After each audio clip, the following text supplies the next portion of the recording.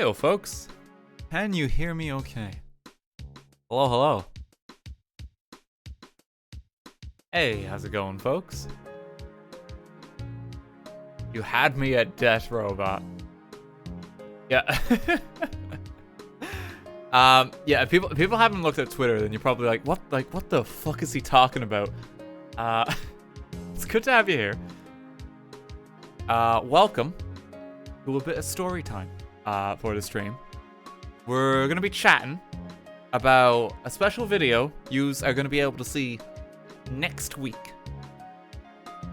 It's an involved project. I'm gonna be hopping on call with Kiwo in a moment, because she is involved in it too. But to give you a mention as to what's going on, so a while back, me and Kiwo went to London, where we were invited to pilot a 120 kilo robot and make it fight and kick the crap out of another robot. This was done as a sponsor by Magic the Gathering, of all people, for an upcoming set called The Brothers War. The theme is mechs, and basically what they want to reenact is a good old-fashioned robot battle. And we worked with a company that some folks might know called Extreme Robots. Extreme Robots has a lot of staff and a lot of engineers that you probably know from a show back in the day called Robot Wars. So we got to talk to these producers, and we got to do some very cool stuff. Yeah, people might recognize that show just from the name. And today, basically, we're just doing a little behind-the-scenes chat. Me and Kyo are gonna hop on call. And we're just gonna tell you kind of some of the experience. And then next week, this day next week, sorry, no, not this day next week, on the 8th of November, we are going to watch a fully produced video of the battle. Which is going to be very fun. And we had like an entire production team for this. It's actually wild. There was a lot of staff for it. RTGame has Manta. I believe that was the original name of it. I believe it was Manta. But we're going to hop on call with Kiwo. We're going to take some Q&A from the chat, basically. We're going to go through my travel pictures. And this is all just basically to kind of hype up next week. Where we have basically a fully produced, like, directed, filmed video of us kicking the crap out of each other. The teams were, it was me and Kiwo versus Spiff and Mango. And it was a really cool project to be involved with. And so we kind of just want to, like, kind of hype it up a bit and just get you all excited come next week. And then after this as well, we're going to just play some games as well. And I'm basically just going to look to chat. We can decide what we want to play then. Yeah, does that sound good? Were you in the robots? Not quite, no. We were piloting them. What I would describe as like a fancy remote control for a remote control car. But we'll talk about some of this in just a moment. Let's go up to our live Mareep reaction to this news. Where we're going to get up some of our travel pictures in just a moment. We playing Genshin. It's like finally time for Genshin Impact. Okay, let me call Kiwo here. We're gonna hop on call. We're just gonna let the chill kind of music play as we just have a bit of story time. Thank you to everyone who's subbed as well. Good to have you all here. Let's call Kiwo. Hello? Hello. Sorry, I was just watching your stream. Oh, you were watching me? I was just introing and just like hyping them up a bit. I joined, it's like, oh, you gotta call Kiwo. It's like just the panic sets. It's like, oh yeah, I see you in the chat there. Hey, Kiwo, thanks for the 48-month sub. You're welcome. Hello. Let's go Team Urza. Let's go Team Urza. Yeah, hang on. Let me bring up just some of the pictures because I don't know. I don't know if everyone here has Twitter. I don't know if Twitter's going to exist much longer, to be frank with you. Do the cast one. Let me see. Hang on. Oh yeah, okay, this is the first one I've got. Behind the scenes. I mean, this just describes the experience in a nutshell. Wait, is it one of me or of us? This is the one of you hiding behind the door in like the cast. Yeah. I'll cycle through these as we go. Like basically like we're just gonna talk about the experience because like we made robots fight each other. It's really cool. We did. It was terrifying, but really fucking cool. So like for perspective, yeah. So let me get the next picture just kind of up real quick, and this will kind of put it in perspective. So this robot weighed, I think it was 120 kilos. If it caught you on a bad day, it could really hurt you. And this is our boy here. This is Urza. This is us posing in basically the combat arena that we were fighting in. Oh, let me find that one. Oh wait, 120 kilos. I said kilo, not kilo. It's 120 times kilos weight. The new metric. No, so this is our boy. This was Urza. And like this robot, for some backstory, I believe is a modified version of an existing robot called Manta. Yes. That was it appears in Extreme Robots, and like I believe was submitted for Robot Wars way back in the day. Yeah, way back in the day they were. So this was the one I think they used on Robot Wars, and then they ended up developing Aftershock, which was another robot. Jesus, yeah. So because so our engineers, like they've been in this field for a very long time, and they were so lovely, but they were basically kept telling us horror stories of Aftershock in the arena and how they basically destroyed every combat arena they ever worked with, which was hilarious.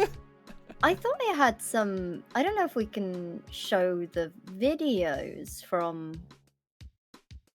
I don't have any videos prepared. I've just got some like travel like photo slides for today.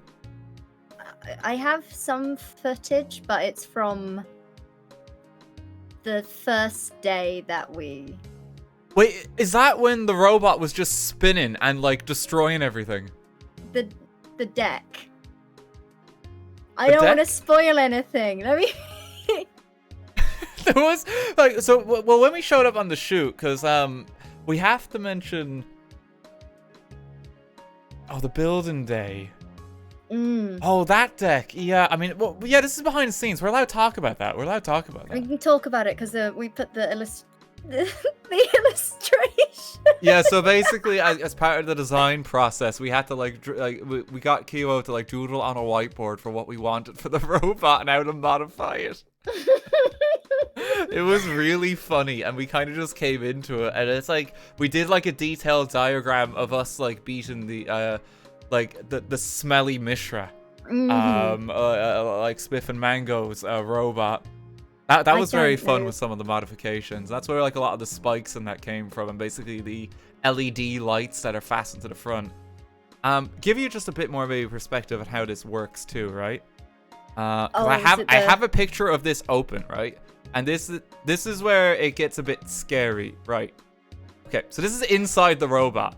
Our robot's primary function is that entire slope on the top that catapults up.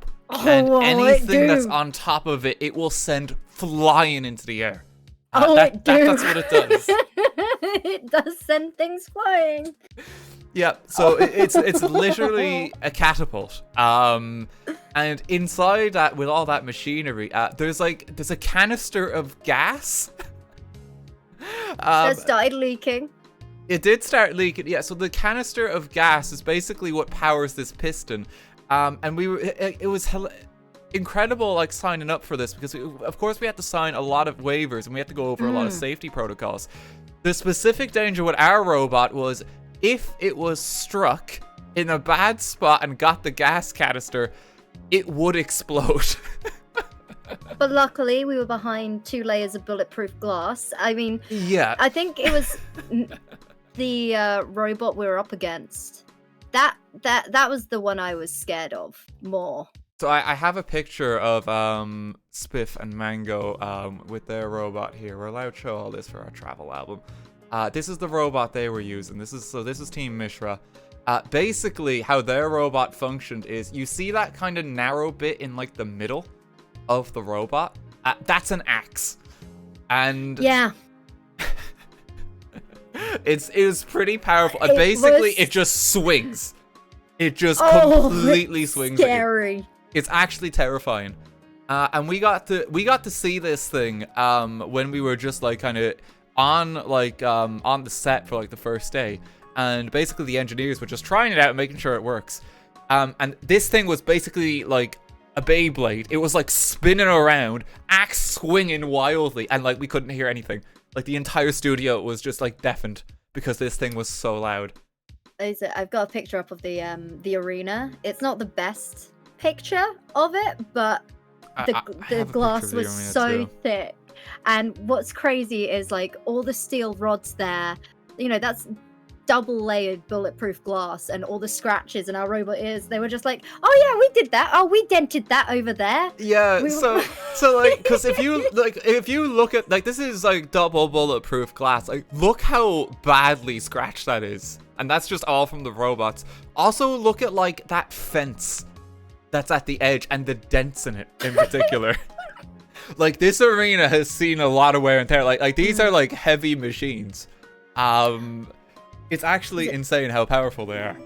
Was it Spiff and Mango's robot had it was a lithium battery inside it? Yes. And they were just like, so if it catches fire, we just don't move. We'll get someone to come in and carry it out of the building. Do not move.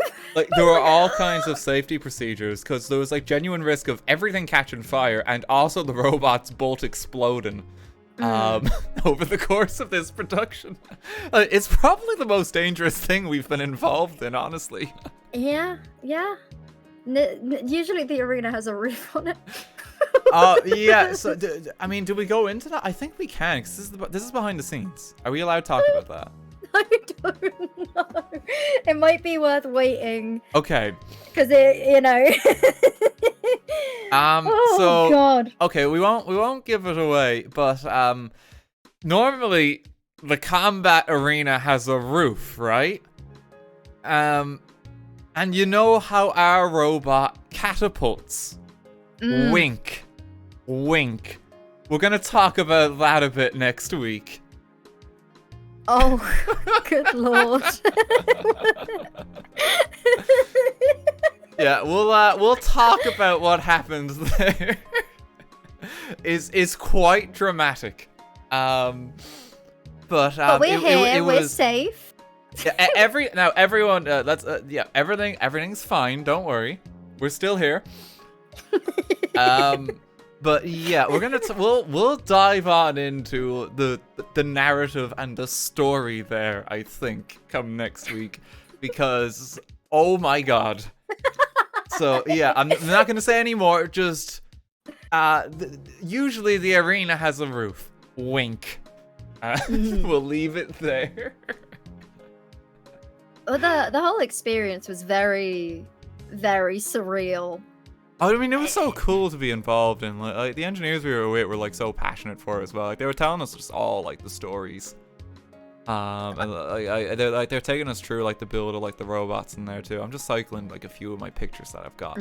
I have to be very careful because I've got some more pictures, but like I don't want, these are like specific ones where we're not giving away what actually happens, basically. Yeah. Because we want that to be a surprise, you know. And we're gonna watch that next week as well, on November 8th. It was a very long day. I had a little nap. Oh, hang on. I have the picture of you having the nap. This is. I had God to. Love you, Kyo. It was a long day on the set. I went out wearing color for once. I don't wear color, but you know, we had to represent our team. Yeah, because like we had like a bit of a color scheme, so we were trying to go like red and black a bit, and we tried to coordinate. So that's why you can see in like the shot of us together with the robot. I thought we coordinated quite well, honestly. I thought we looked very dapper. Nailed it. Look at us there, see? We got our aesthetic on point. I coloured my eyebrows in red. Oh god! Oh, people are saying that you're dead from the picture of you on the floor. Oh my god! I can't believe she's gone. I can't believe Kimo's dead. So that lack of roof again. Wink. Oh no. This is just all AI generated. Everything. This is my stream is entirely AI generated now. I need to start using that Twitter bot though. Oh god! Wait, the Twitter bot. Wait. Oh, from the tweets the other day. I gotta mess about with them some more. That was fun. Ah, god. Y'all look like the villains. So we're not the villains. We're the good guys in this, we are the right? good guys. It's just that we like to dress sharp. Okay. We like to dress sharp. Like if you want to see like the enemy, the villains in this Brothers War, right? You know, this pair here, the antagonists, right? They're the real villains. Okay, we gotta be clear on that. Villains. Like look how menacing they are there. I don't trust that like kind of like pastel purple. You know, like something's going on there. Oh, fun fact about the robot that they have is it was built just for. Well, it was a new robot, their one, yeah. Yeah, it was like a brand new one. Yeah. So it was pretty cool. I quite liked our one though. I mean, our one is a veteran. Like our one has been around on the scene a very long time. I was like primed and ready for this scenario. Yeah, and we got to help make it. We did get the help make suitable. We did get the help make it. I don't have the picture of Urza. I don't have the pictures there in my end. I'll just go back to the robot. I only have a few here because I was like wanted to be like overly cautious so as to not give anything away for how the battle went. You may also notice as well, just there's a safety measure on the robot there in the picture. Do you see that massive like spike like through the end of it? Like that's literally the lock mechanism in case it accidentally goes off. Just so like, you know, someone's not investigating the robot and they get like jettisoned. Yeah. There's a lot of safety measures like that have to be taken. Because like these are actually like very dangerous bits of machinery. Like it's a very controlled environment to do all this. But it was seriously cool to be involved in. It was very cool. They are fun. They were such a good gang. Fun. Yeah, like the staff. Like of course, shout out to like the guys at Magic for organizing all of this. But also, like, special mention to, like, the guys at Extreme Robots that are basically making the robots that we fought with because they were so cool. They were so chill and lovely to talk to. They had, like, so many stories and just behind-the-scenes stuff that they shared with us. Showing us bits of scrap that had been broken off of prior stages. Oh, yeah, they had, like, trophies and that from the arena of, like, most of it was Aftershock, I believe. Like, Aftershock became this kind of, like, antagonist in, like, the behind-the-scenes background that we kept just hearing about. It's like, that hole in the stage. That was Aftershock. It's, like, constantly like that. Oh, isn't the floor is built out of reinforced steel as well? Yes. And the amounts of scuffs and holes in that flooring is. I mean, this is the arena they've used in a number of productions. So it's definitely definitely been worn down a bit. It's seen some shit. Oh, it was Jesus. People are just saying brick attack on mine. No, guys, it doesn't do a brick attack. R1 just catapults. That's all it does. It like just keeps trying to get under you, and it's like really mobile. Like Urza is very powerful boy here. Is it Urza the time traveling of the two brothers? Yeah. So the idea is we launch them back in time. I think. Canonically. Catapult a brick. No, stop it, guys. Oh no. Oh dear. That would not go well. That would not go well. But we watched the Debt Robot. So, this is all a bit of a tease. Because next week, we're going to sit down and we're going to watch the fully produced video. There was like a full production team on set for this. we had fire as well. There were pyrotechnics. There was pyrotechnics in that. It's actually quite insane, like how involved this was. There was a lot of staff that made this possible. And so we're gonna sit down, November 8th, which I believe is Tuesday of next week, and then we're gonna hop on a call again, and we're gonna watch the edited, produced video of this entire conflict between Team Urza and Team Mishra. So you guys obviously now want to vote, want to root for the cooler team that is Team Urza here.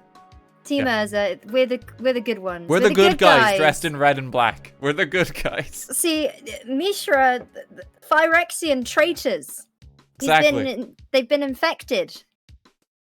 They're part of the hive mind. We're not the evil team. We've just come from the is it a Maestro's meeting? Yeah, just also not evil, the Maestros from New Capenna.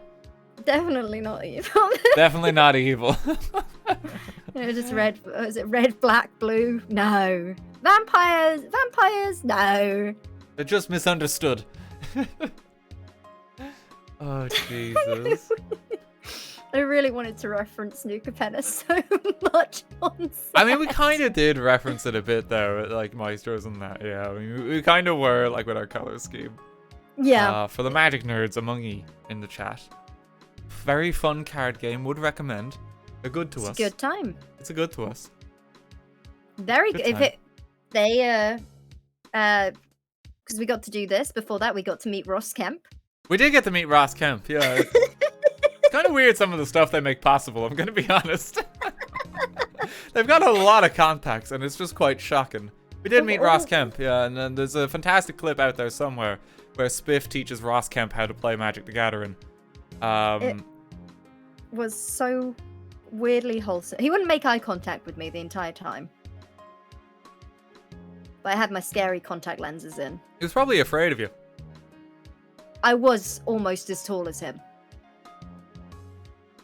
I'm not a very tall lady, but I am almost as tall as Ross Kemp. Scary enough for Ross Kemp, it's okay.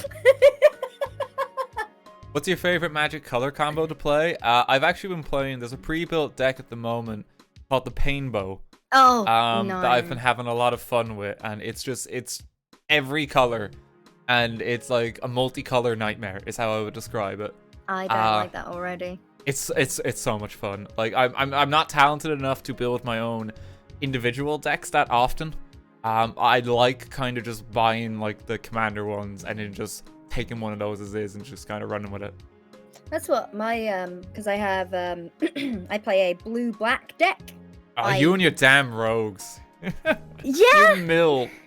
Yes, I do. It's either I mill or I'm playing your own cards against you and counterspelling any board wipe. Like, there's a special circle in hell for people who mill in this game, like, honestly. And you'll end up there someday. What, with my Bruvark and Maddening Cacophony combo? Oh, stop. So, for people unfamiliar with Magic, milling is basically, Kiwo's game plan is to make you run out of usable cards. And all of her cards basically make you lose cards. And you die. Mm-hmm. And it's so frustrating to play against. But I won't, like, I'll hit you for, like, 1 or 2 damage, but for every point of life that you take, and you will get hit because I have unblockable rogues. Yeah, because of my commander. But because of my commander, it means that you have to mill that many cards. So, you know, you'll slowly be milling them. But I have this combo, and I have this wizard called Bruvark, and he doubles the amount of cards that are milled. And there's a lovely little card called Maddening Cacophony, and if you play it for its kicker cost, it means that, you know, opponent mills half of their library rounded up. Which is horrible. Like, you just lose half of your cards in one go. But when you've got Bruvark sat there, your entire library is gone. Yeah, so basically it's half your deck twice, so you lose all your cards instantly. And that's why we haven't played Magic in a while with Kiwo. No, I get wiped out within the first couple of turns before I even start milling people. It's before I start milling that I get wiped out, because as soon as there's an unblockable rogue, that's it. Oh, Jesus. Can it be a shiny Charizard card? debatable. You wouldn't be able to play. You wouldn't be able to play it if it's at the top of your deck. If it's on the top of your library, that's it. Like it's already Charizard's been just milled. discarded. He's in the graveyard. Oh no. Have you tried the 40k cards? I haven't yet, actually. I haven't yet. I've not looked at them at all. I think Wizards sent a care package to me a while back. I think it's in the other room and I've yet to open it. Oh, I think yeah. that's what it was. I've got the. I used to actually play Warhammer 40k. Really? I did, yeah. I had an Ultramarine army. My brother and my dad are actually mad into it. Like they do all the tournaments and that in Ireland. Like they're really big into the competitive scene. Oh wow. Yeah. I'd get distracted by the figures, and also I am a human rat, and I'm worried that I would. This is gonna sound so weird. I have a habit of like just chewing on things, and I'm scared I would gnaw them all. You just start gnawing them. Oh, I God. would though. That's the thing. I know I would.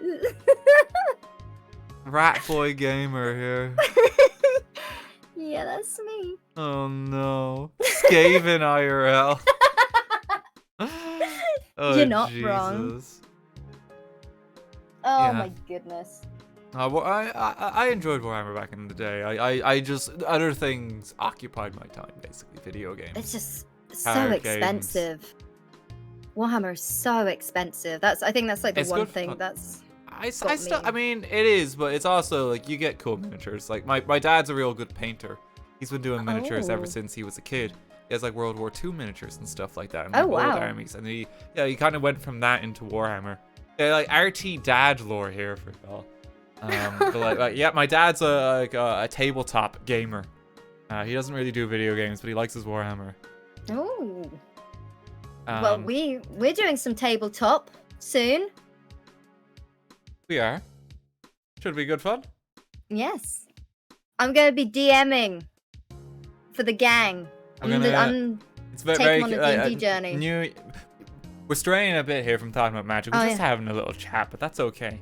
It's still wizards. It's still wizards. Still wizards. It is still wizards. We should be okay. It's It's on D&D. theme. I think we'll be okay. But I mean, now this is something just for our own time, just by the way, just because I can see some people here getting very excited to see, like, oh my god, when's that stream? It's like, this is for our own time. This is just like kind of casual New Year's plans. But we're giving D&D a go as a gang, which should be a good time. And I mentioned to Dan before, I said, hey, if it goes well and you guys enjoy it, I would be more than willing to maybe, if everyone is free on certain days, we won't have a set timetable for it, but if they wanted to continue their journey, Could we be a can good do time. that. We Could be a could good potentially do it. I do love D&D. It's just finding the time. Yeah, but like, so potential there. Potential. But Potential. No solid plans as of yet. They need to see if they like it and if I'm a good enough DM for them. She's just gonna play it New Year's. It's like, she's the worst. Oh no.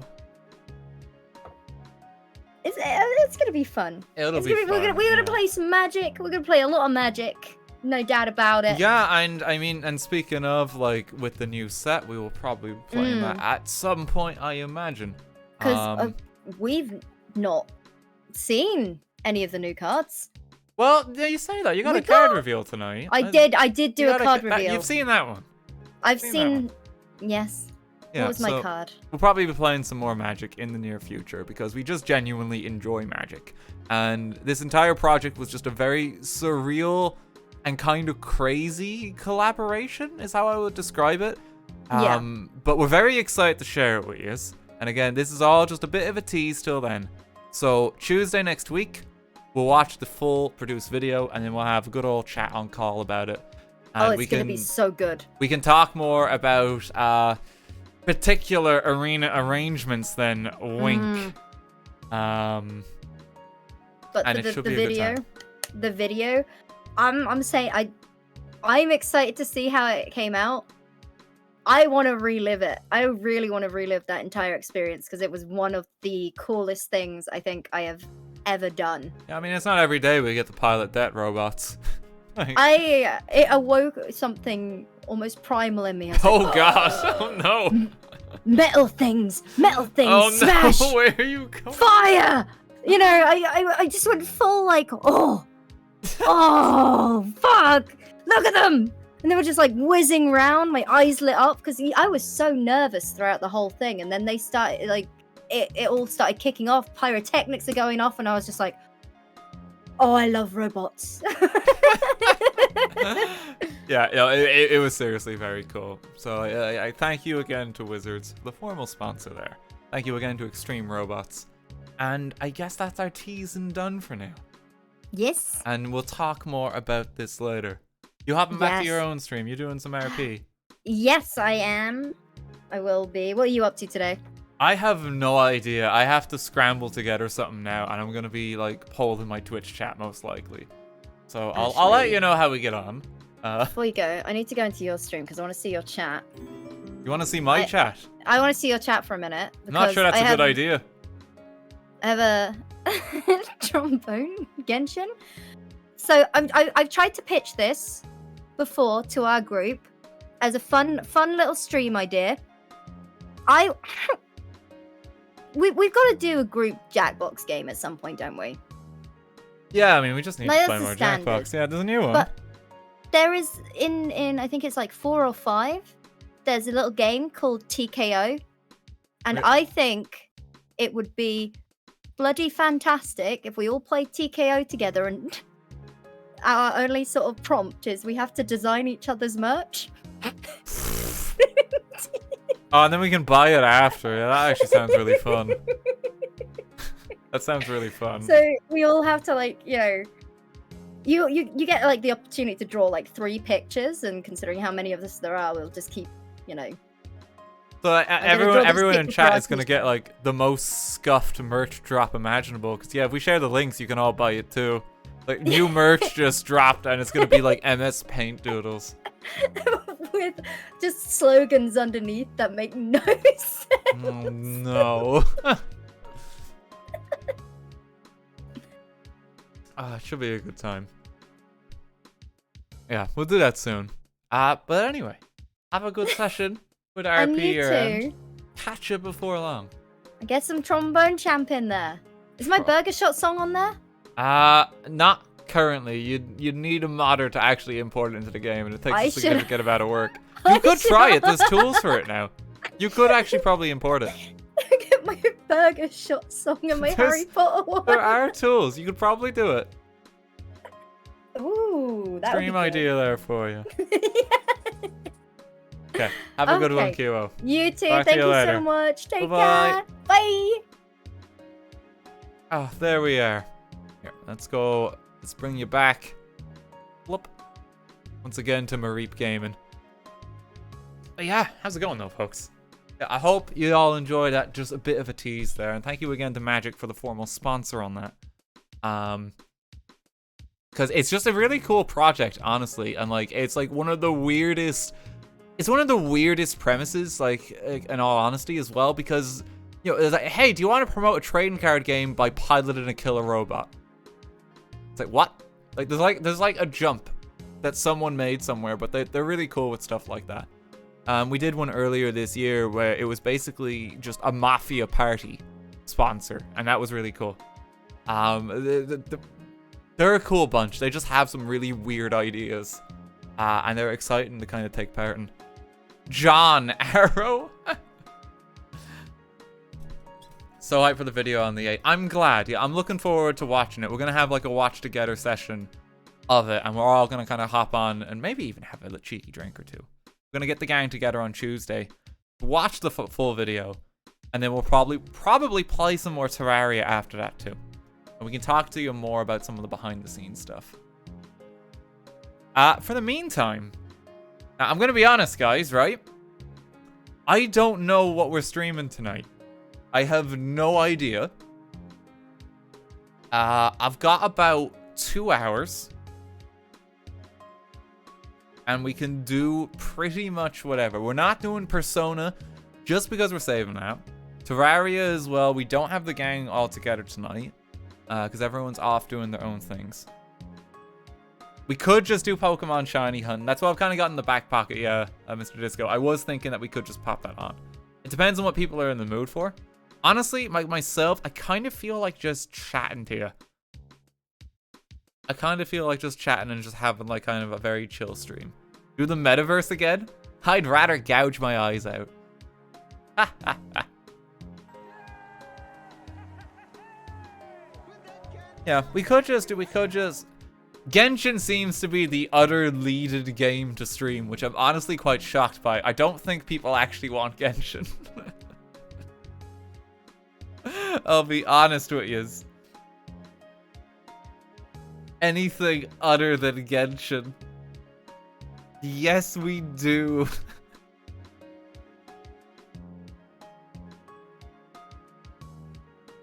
Okay, hang on, wait. Okay, now this is like, okay. Manage poll. Hang on. Would you watch Genshin someday? Let's just see. Let's just see. I want serious answers to this, right? I want serious answers.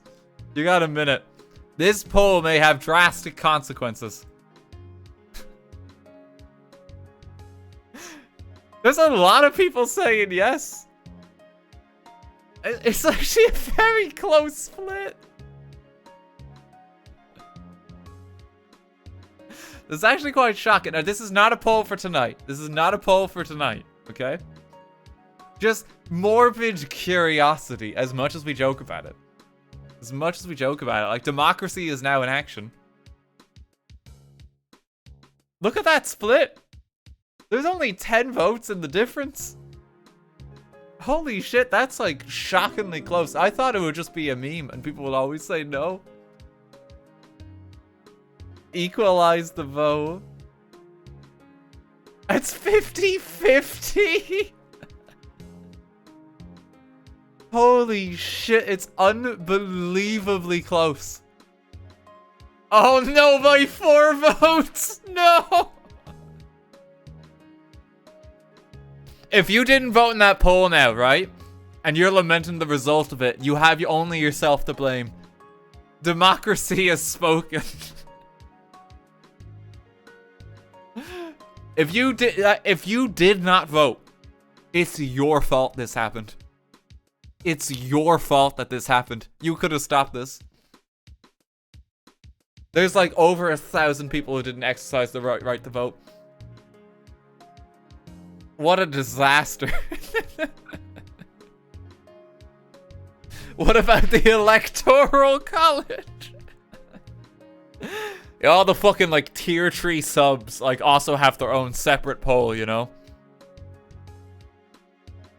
And like they also like stake their vote and decide like kind of whether to support this or not. Upper echelon of society, you know? Rigged! No! You guys could exercise your vote there. Conk, thank you for the 1,000 bits. I don't actually have Cult of the Lamb installed right now. My PC's a bit tight on memory space. Okay, we might just do some casual Pokemon shiny hunting. It might just be a good time for it. And like it tends to just be like kind of our go-to for just chill stream. We might just do some casual Pokemon. It's very easy for me to kind of like talk to chat when we have that open. We'll get a bit of that in. Magic the Gathering. I'm using a like IRL deck at the moment. Quite a bit. Playing in my off time. I do not have that deck actually made at the moment online. So maybe not. But yeah, we can okay, well let me just get this together. Hang on. Give me 2 minutes and I can set this up. And we'll just have a bit of chill. Genshin is actually good. Well, I've you know, I'm a Genshin gamer myself, so yes, I can contest to that. It's so easy to wind chat up just by like the sheer mention of the game.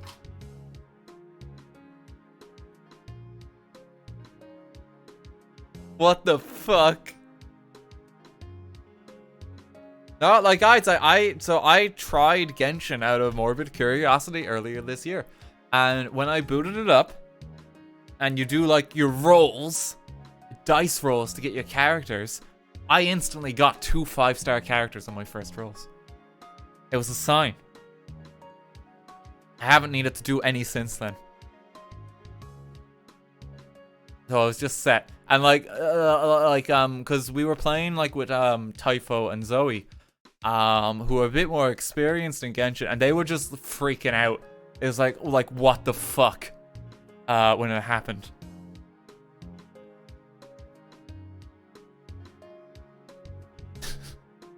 Casual flex.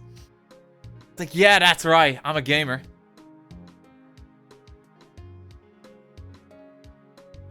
Wow, Dan, you lost viewers just by saying this. Look, I just gave it a bit of a go this summer, right? Honestly, it just is like a chill game to kind of just play with friends. Okay. I haven't played it in a long while. Haven't played it in a long time. It's alright.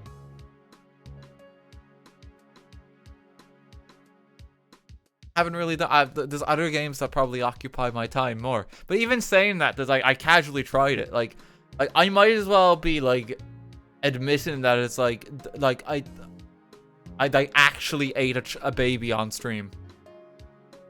Like apparently it's in that caliber of like cardinal sin. It's like holy shit, like he just executed a child. You did eat a baby on stream. No, I only blended a baby. That's a technicality there, okay?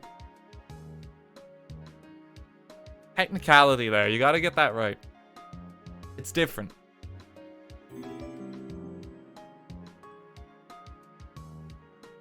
Who's your favorite Magic the Gathering Planeswalker based off of vibes, not mechanics? I mean, well, it actually is kind of a mechanic one. It's Teferi. The one that lets you skip a turn. Well, skip your opponent's turn. I love those just wombo combo insane cards. It's the one that we used in the tournament last year when we were learning Magic. Okay, I'm getting very distracted. Hang on, give me 1 second. I'm gonna formally just set this up my end. Give me 1 sec. Mareep will look after you, right?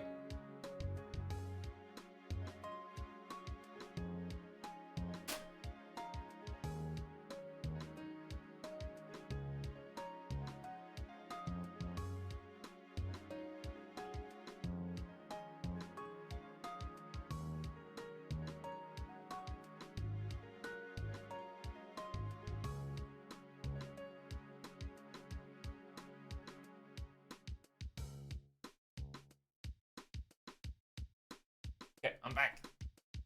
Oh my god, he's dead.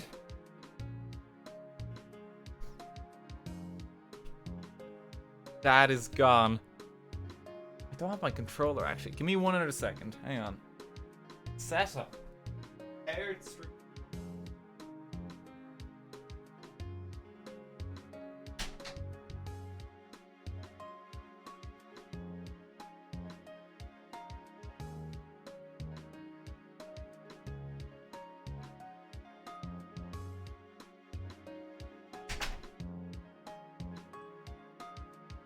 There we go.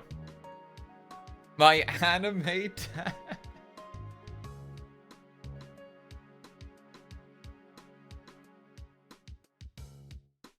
One more sec.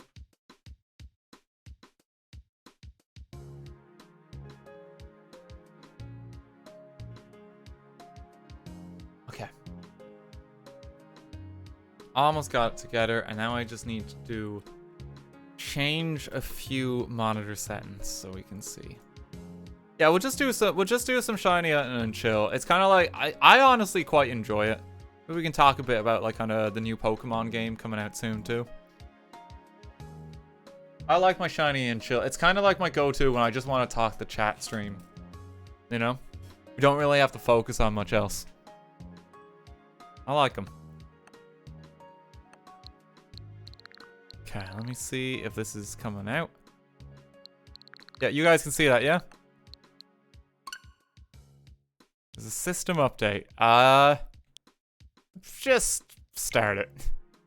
Sure, it's fine. Oh, I need to plug in one more thing. Hang on. Hang on.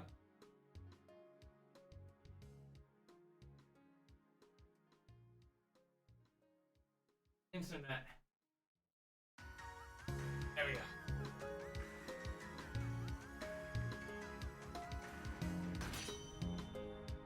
Okay, and we can get like kind of a mix of chill music as well.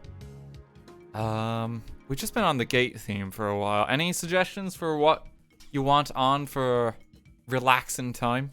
That's not the Doom soundtrack, because it's really not relaxing and makes me feel like my heart's gonna jump out of my chest.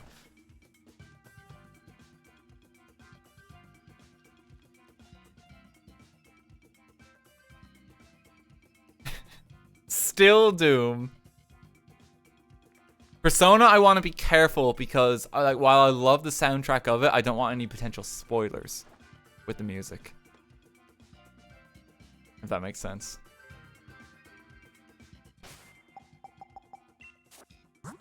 Xenoblade soundtrack? Xenoblade's a good shout.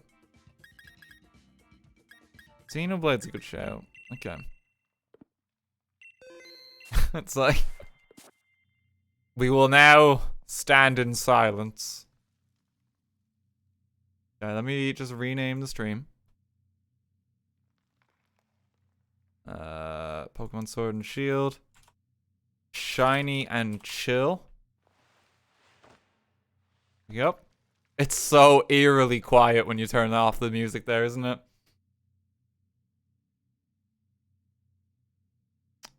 Hollow Knight music is another good one. Relaxing Hollow Knight music?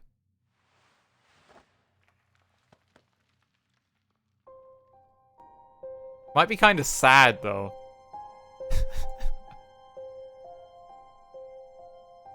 Yeah, I feel like I've just, like, got some bad news when that's playing. It's a bit too eerie. Bit too eerie.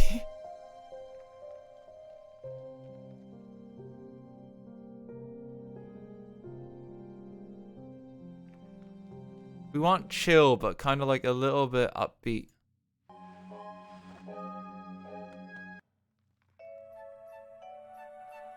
Mario Galaxy could work.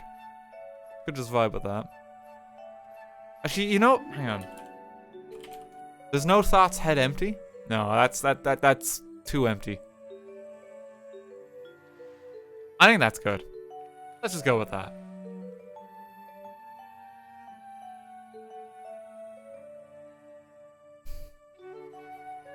Play My Little Pony instrumentals. I don't think that's a good idea. For numerous reasons.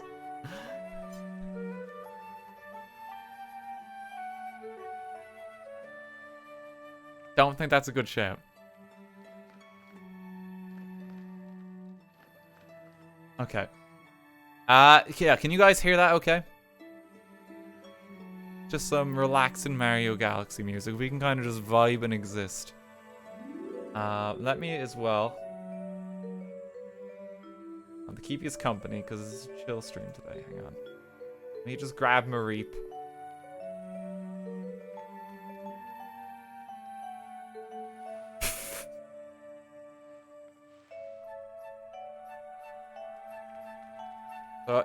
Who says I don't use a webcam?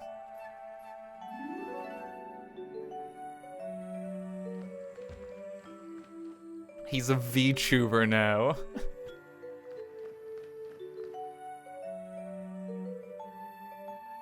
Hang on, let me get the text too. Let me get the text. We're gonna just pilfer. We're gonna pilfer this. Let's do it properly. It's that one. Paste. Come back to Mareep Gaming. There we go. I love this Mareep podcast.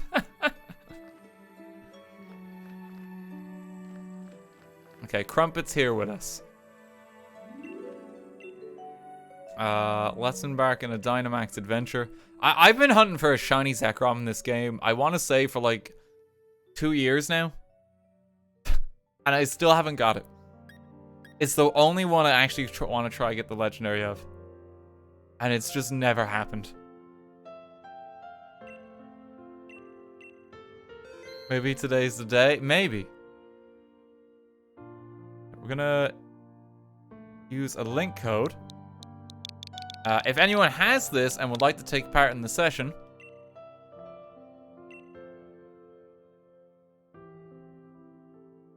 you should be able to now. Am I connected to the internet for it? Communicating, please stand by. Did I do this right? I might not have. No, I need to go back out, don't I? I need to connect to the internet first. Hang on. It's... There we go. You can earn platinum points.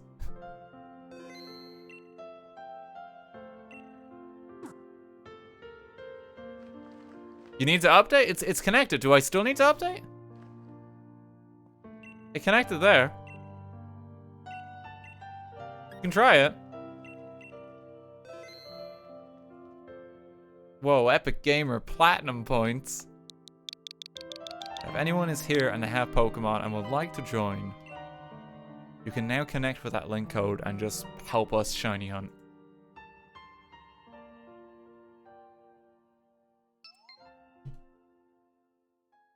Get a few of you in. You need to update? Are you sure? There's people joining.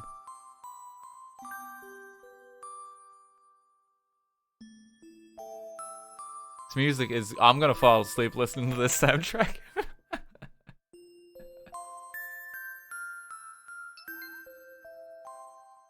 So relaxing. Nap time stream. Yeah, Mareep Gaming just specializes in like ASMR content. Code isn't visible anymore, by the way. No, we had it on the screen earlier. Like, it's fine. We know it's a Zekrom at the end as well, so we just need to pick in relation to that, don't we? Take this, lad. It's too chill. It's too... I need like a bit like more energy. Relaxing Zelda music. Yeah, let's just try, because like that's like nap time music. Okay, that's just sad.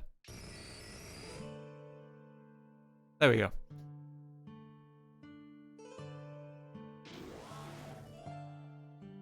There we go. Okay, that's nicer. That's the right vibe. You guys hear it okay?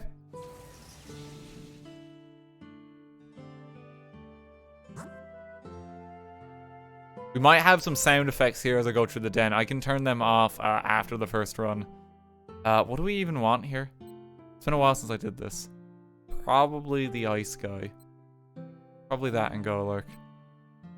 So just go this way. The AI in these adventures makes me suffer. Well, we're playing with real people here.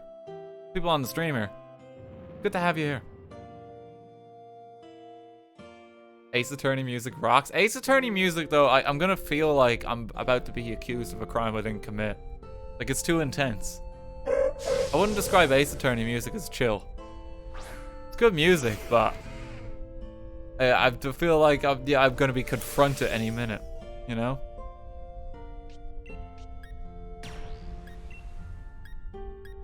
Just hit him with that. Like killing JFK. I didn't kill him. I wasn't alive. We've been over this. Mishap is real. I forgot Audino's even available in this. Trauma Center music? That does not sound chill. That does not sound chill whatsoever. Yeah, I'll have to adjust the audio here. Like, this guy is like killing it a little. You guys could just hear like a dull hum, can't you?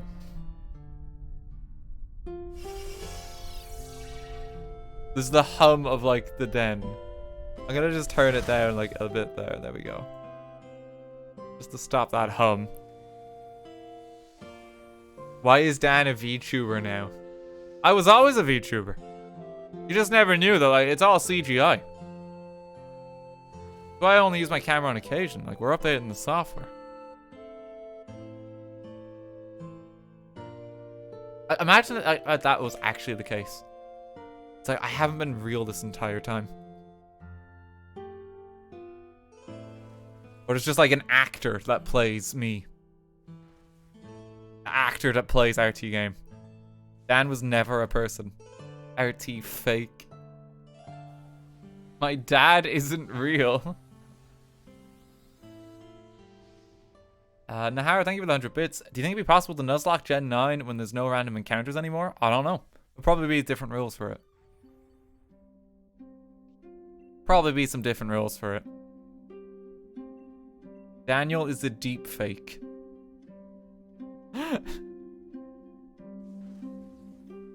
Tuned into the stream, almost had a heart attack upon seeing Dad turn into a sheep. I know you mean that in a literal sense, because, like, Crumpet's, like, up in the upper right corner.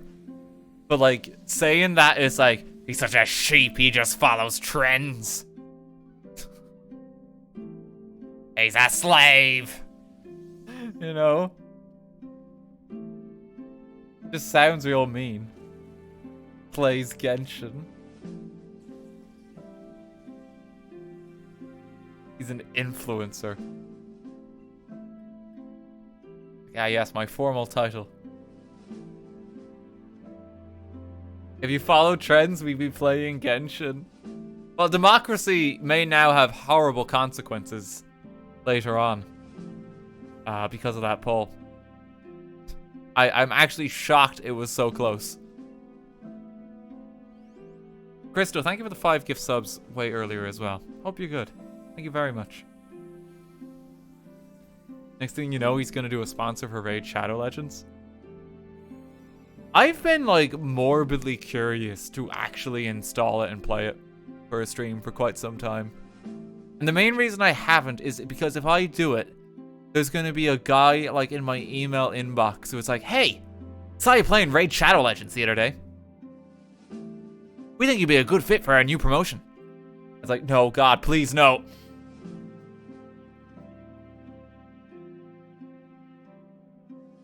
Do not. I mean, I would never do a sponsor for something like that. I would never do a sponsor. But part of me is kind of, like, morbidly curious. Because I think everyone who has played that game has been sponsored to play it. I'm convinced, like, it's like a game built for the NPCs in our society, and, like, no one actually plays it.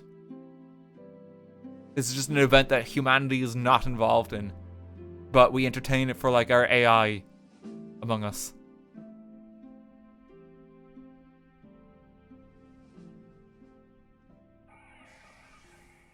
Has Manscaped sent you your check yet? No word from Manscaped currently. Oh, fuck. Look, Among Us is they're valid words to say, right? You can say... My sentence make coherent sense. That is just ruined for everyone. Goddamn internet.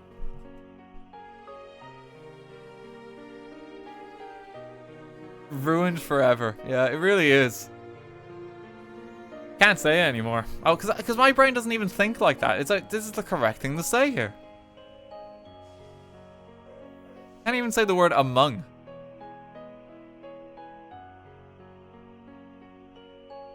Even that is too much. And the word vent as well.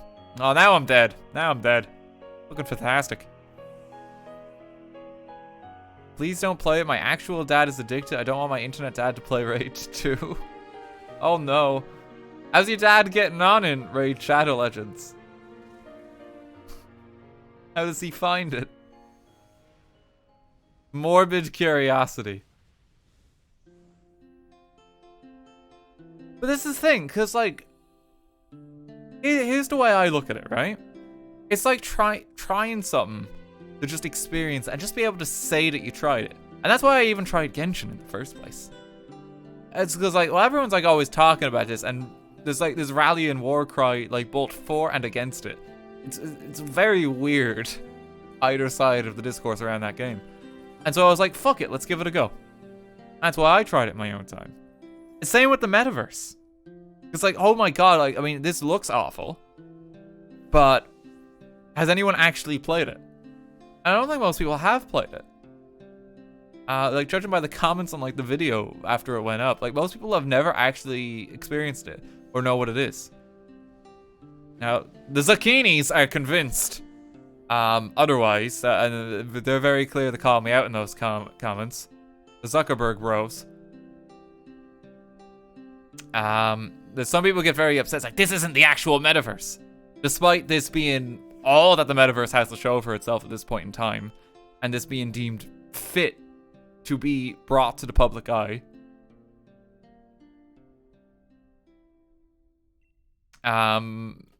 They're convinced, like, the metaverse doesn't exist yet. It's like, well, okay, well, that's $15 billion well spent. I'm going on a tangent there. Just some people get a bit upset that, like, I was playing that. Some people say I didn't have an open mind going in. It's like, I tried to actually give it a chance.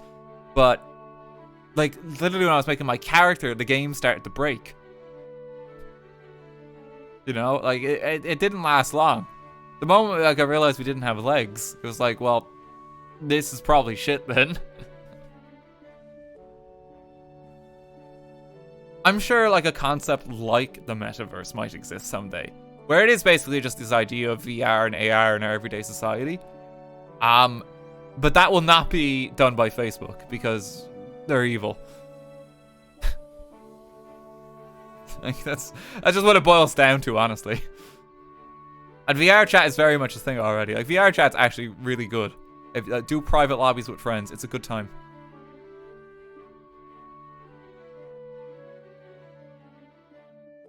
Yeah, I'm gonna take this. I'm gonna take the Cryogonal. But yeah, like, so I tried the metaverse because I was just morbidly curious. It's the same. I tried Fortnite back in the day as well, because it's just like, everyone's talking about it, might as well give it a go. You know, I'm not gonna sink the most amount of time into it, but, like, I mean, I might as well try it.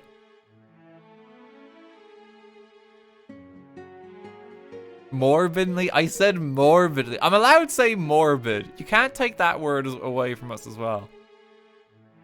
Come on now, we've already lost Among Us. We get to keep morbid.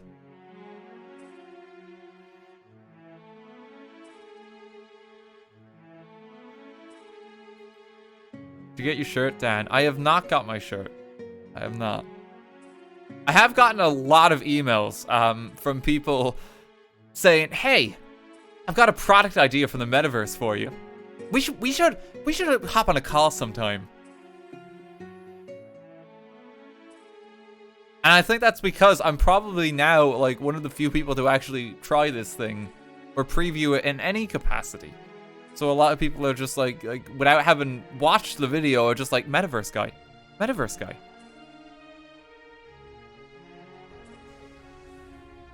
They found you. It's gotta be fake. There ain't no way Mareep can play video games. I'm kind of curious what the difference is, because I don't normally use a camera or anything. I'm kind of curious what the difference will be if with a simple Mareep face cam. With that image there, versus if, like, it just wasn't. I reckon there's a few people who might just click on the stream. It's like, there's a Mareep in there.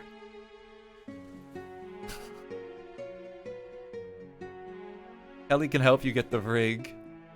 We'll get VTuber Mareep going soon, yeah. Is this like a VTuber stream?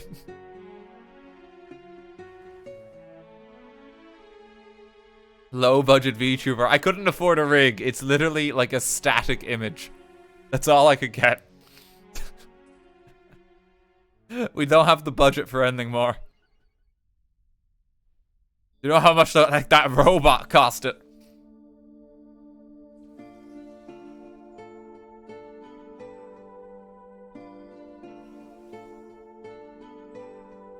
PNG tuber RT, but like not even like animated PNG. It's just Static image. Let's get him. For the next Nuzlocke, consider Ultra Sun. The next Nuzlocke is Pokemon Black and White 2. That is the next one. That is the main one I want to do. It will be sometime next year.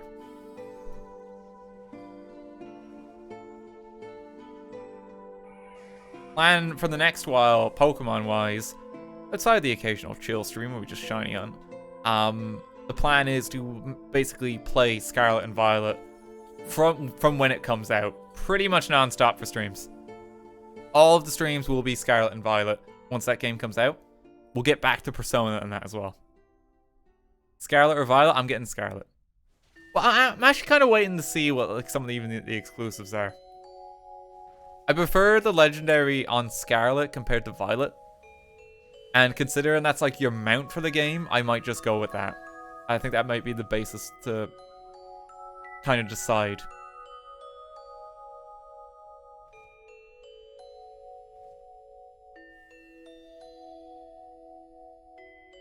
Have the recent updates about Scarlet Violet made you more or less excited for it? I'm still quite excited for it.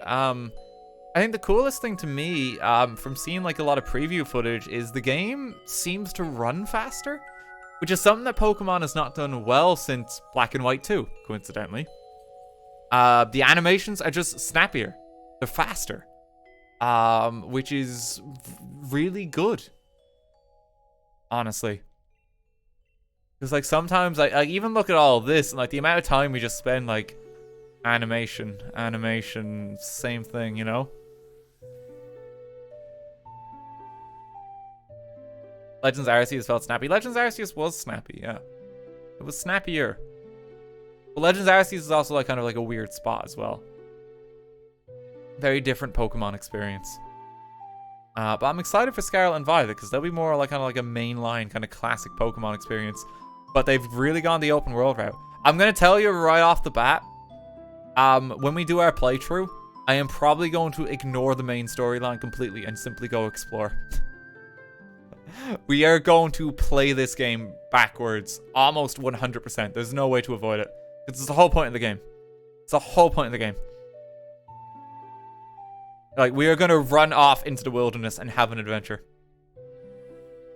And I'm so excited for that. But even look at like how we play Legends Arceus. Like that's literally what we did. Like, I went to like the area like the level 40 Pokemon and tried capturing them. Like right when I started the game. And I did. Like I'm absolutely going to be doing that again. Have you decided on a starter yet? A few Coco currently. I am just waiting to see if Quaxley evolves into a Don Quixote reference. Because if he does, then I'm contractually obligated to pick him. Over-leveled Andy.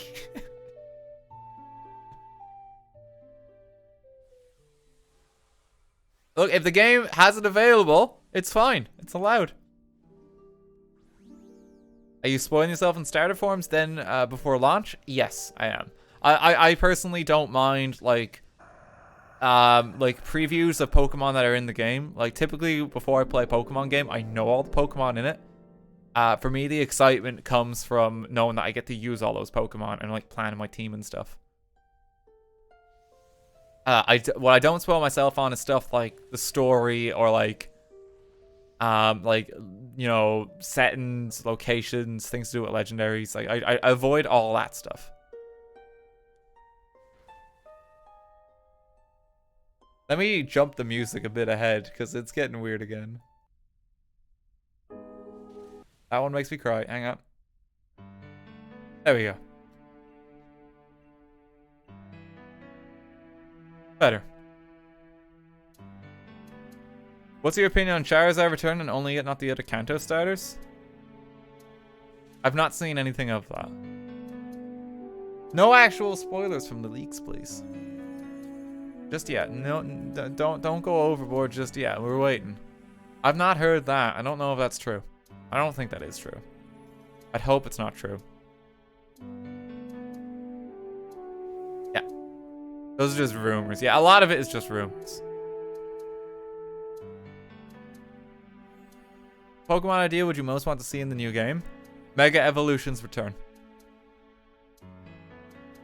Just no question. It's the best battle mechanic by far they've ever done. I would love to have it back. It makes Pokemon kind of feel new and alive. I would love to see that, and like that and the regional forms are like the two best mechanic changes they've ever done, personally. Like Dynamax, it's a gimmick. It works well for this kind of format where you're doing like group battles. I like Dynamax in this specific context. I hate Dynamax in like regular battles. Z moves, who gives a shit? You know, no one cares about Z moves.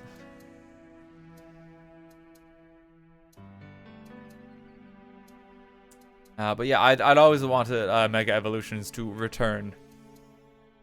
Cause it brings so much life to so many Pokemon. God, I hope we don't die here as well. We're very close to. We might barely get through this.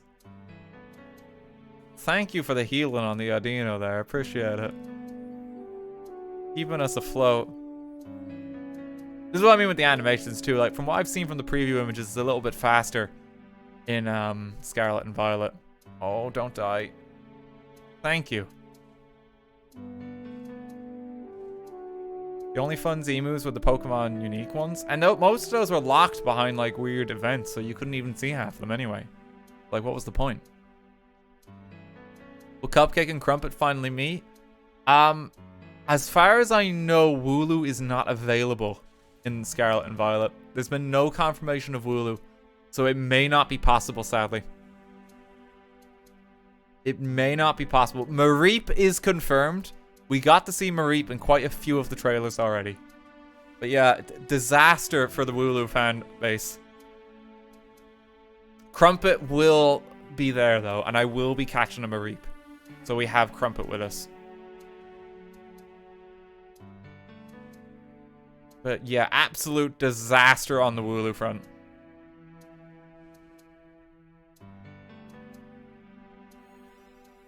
Have you noticed that none of the new Pokemon from Sword and Shield show up in Legends Arceus? I did not notice that, actually. I didn't really pay attention to that. Did we get a shiny? I don't think we did. Forever not the shiny Zekrom. That's alright, we simply go again.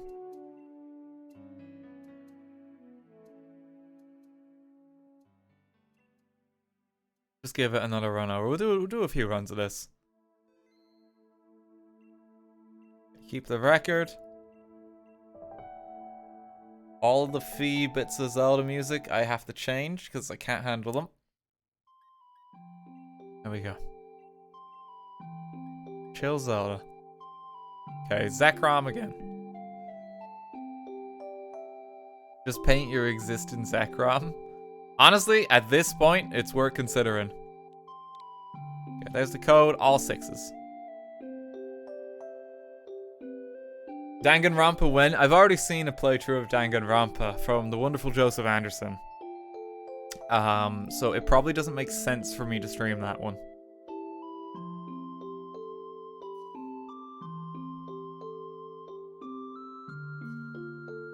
Probably doesn't make sense.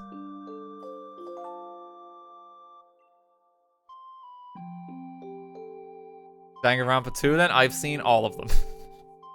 It's very entertaining content from Joseph. Let's take a Jigglypuff.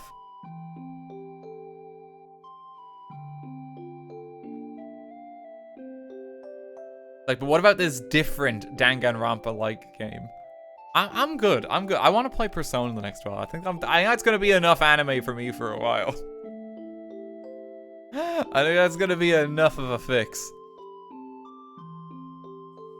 We need like a palate cleanser after. Detox. Get it out of our system.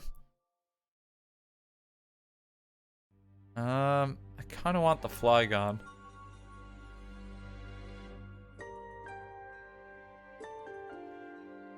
Xenoblade 3, I tend to actually steer clear of monstrously long games.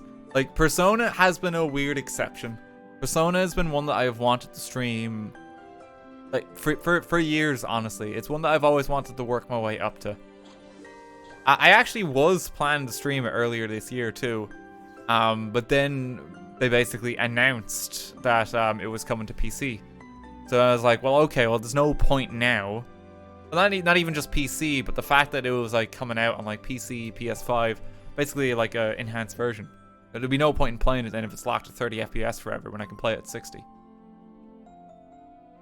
So that one just took a while to get round to. I also wanted to finish Phoenix Wright before I started Persona, so it's been on like the back burner for quite some time. But I'll be honest, after Persona, we probably won't be playing a monstrously long game like that again. This is very much a once-off experiment, and like we're giving it a good go, and we're gonna enjoy it for like a monstrously long game. Because it is something that I do have to consider whenever I kind of pick games that I want to stream. Because some of them simply are just too long. You know? Elden Ring, I already streamed Elden Ring. You can watch like 6 or 7 Elden Ring videos on the channel. That's already there. Ever plan on playing more Ace Attorney? No. I've got my fix. We did the trilogy and we're good. I've heard really weird and mixed things past that as well. And it's like, honestly, like, I'm kind of happy with the experience I've had. It's just like new cast of characters and a lot of them being a bit shit, basically. Is more or less what I've heard. I'm good for what I've played, though.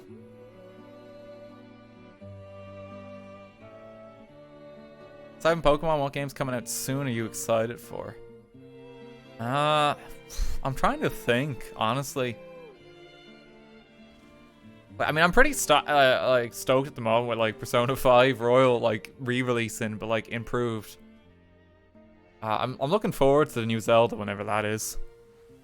That'll be a good time. Like Pokemon is kind of like the most excited thing I am for at the mo. To the extent like we are gonna take the break from Persona just to play it. There's gonna be a lot of Pokemon streams too. Like we're gonna pretty much do everything. I hope you enjoy it, because I'm excited for it. We're gonna check out the game in its entirety. Music's going a little off track. It's still laid back, ain't it? Music okay? It's chill. I got Legends Arceus recently. How did you like it? That was one of the most enjoyable Pokemon experiences I've had in years. And I think it's just because of the environment setting that they have for it. Like, the fact that you just get to kind of run around and just do what you want is really refreshing. And Pokemon has needed that for a very long time. I kind of like even the shiny hunting mechanics that are in that game. This Greedon does not want to die. Jesus Christ. Do you think Fable 4 will come out in 2023? I kind of doubt it. I'm hopeful. That's another game I am excited to play. We haven't had a new Fable in forever. I don't know how it's going to be, because like it's a completely new dev team. You know? And like a big part of Fable is the humor. And it's hard to replicate. So you know, we're gonna have to wait and see. I will probably stream that when it comes out. Just because it's Fable and because I'm probably like one of the few guys like that remembers Fable on like YouTube and Twitch. You know, having like streamed all the games in recent times. Like not many people actually do that. I feel like Fable is a very forgotten franchise, sadly. But I do love it. Love Fable. Yeah, hopefully they get it right with a new dev team and like, you know, it's just something like new and fresh. And they also, what they just need to do with Fable more than anything is just iron out all the Peter Molyneux bollocks, and that should help. Because I feel like sometimes there's like there's just he pushed it to try and do way too fucking much, and didn't give the devs like kind of room to breathe. I think that was a huge problem, as much as I love those games.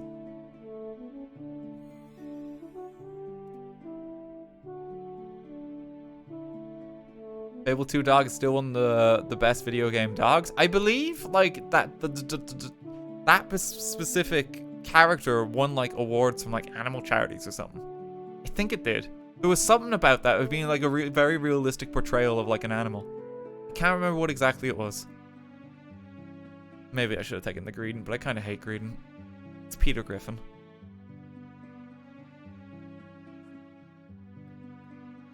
Yeah, for a lot of them, because there's a lot of like, are you going to play this game? Are you going to play this game? Suggestion box in the Discord, lads. It's easier if you post stuff there, and I always do read it. You don't need to post repeat suggestions in there too. But I read that channel every day. And like a lot of series we've done actually came from that suggestion box. Like Slime Rancher was in there, Stardew Valley was in there. It's the best place to post them, because there is a lot of them. There's a lot of games. Are you going to play the accordion? Asking the real questions now. What would you say has been your game of the year so far? Oh, that's a really tough one. It's like, God, like we played Legends Arceus, we played Elden Ring, we played Bloodborne, we played Stardew Valley. Like, I would say even Persona 5 is already up there in terms of how invested I am. I haven't finished them. That one. Like, those 5 games already are, like, already contesters for, like, Game of the Year for me. Trombone Champ is absolutely up there, too. Trombone Champ is so much fun. The Quarry, obviously. Anything but The Quarry. The Quarry was such a disappointment. Like, I don't know. I don't know what I would give it to. Those 6 are probably, like, the top of the top. We did Kirby this year, too. Kirby was wonderful. Kirby was really good. In terms of investment, I think it's going to come down to one of these 3. Elden Ring, Stardew Valley, or Persona 5. I think it's going to be one of the... Sorry, or Pokemon Scarlet and Violet. Now, obviously that one's a bit up in the air because we haven't played that one yet. I think it's going to be one of those 4. Stardew was so much fun. I loved the Elden Ring playthrough. I'm absolutely in love with Persona 5, as ridiculous and over the top as it is at parts. I'm having such a good time playing it. And like, you know, and I'm massively excited for the new Pokemon. The reason I'm not putting Legends Arceus there is just because I think I'm more excited for Scarlet and Violet than I was Legends Arceus. More excited for Scarlet and Violet. This is a more kind of mainline Pokemon game. Any retro games you want to play? I have had one in particular on the back burner for years. Realistically, we will probably get around to streaming it sometime next year. But there's one in particular I've always wanted to do. I won't say more than that. Did you play Person 5 Strikers? Yes, the Person 5 series. I'm just playing Royal at the mo. I'm just playing Royal. I don't want to sign up for like...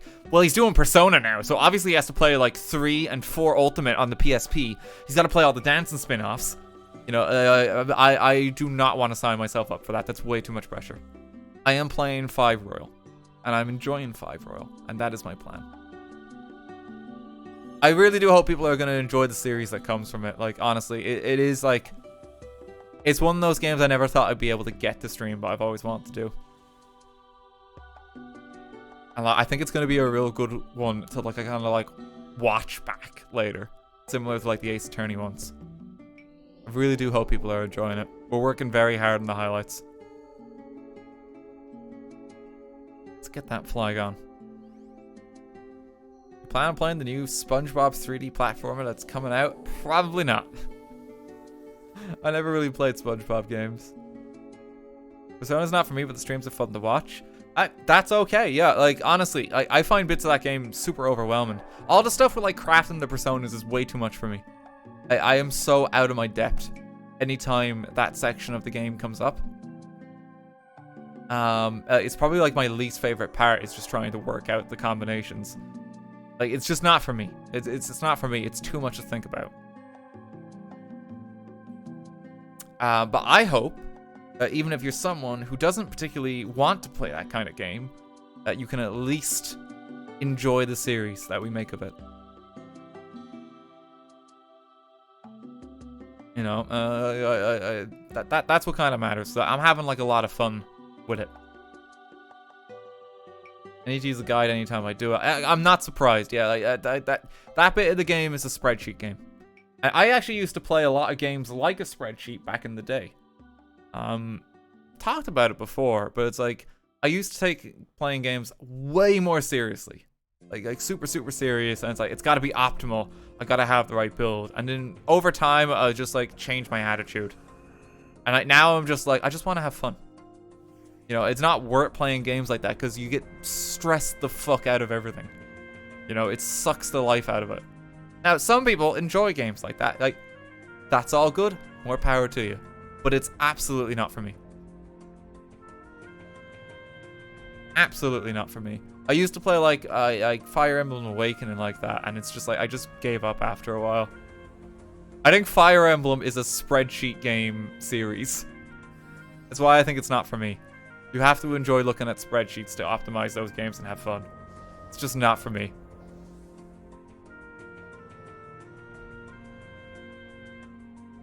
I find them very tedious to get through. And like there's like when I look at there's other ways that like I just have more fun and it's simpler with like less time investment.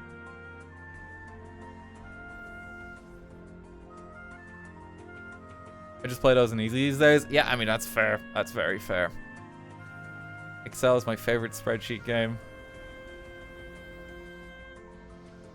They really create my Quagsire, huh? I'm sorry, exactly.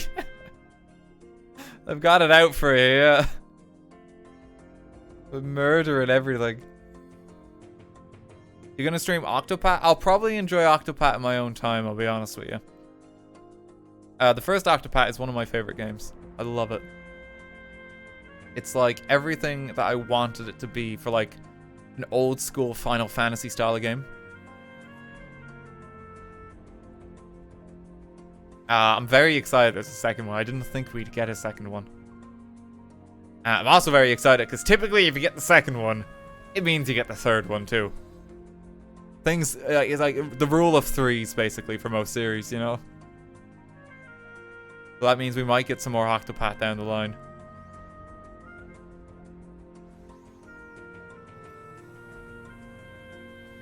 What about the 8th one?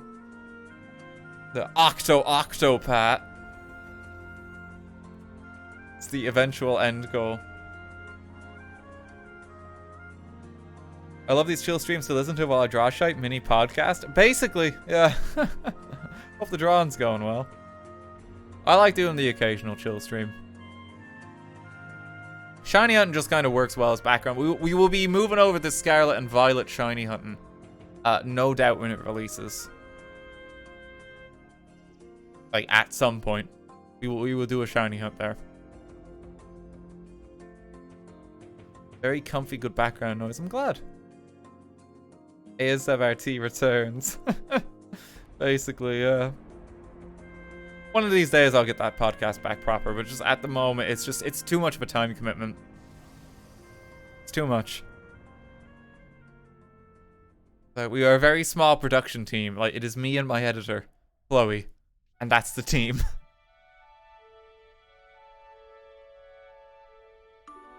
You know, so managing the podcast on top of everything, it's too much.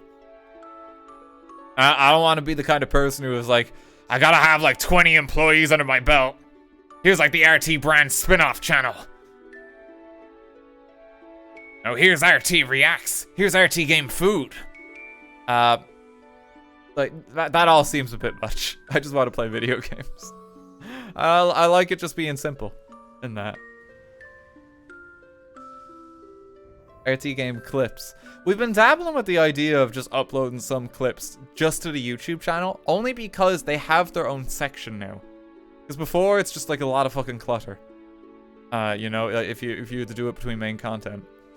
But they actually have a section on YouTube. They've actually been good for kind of like improving that.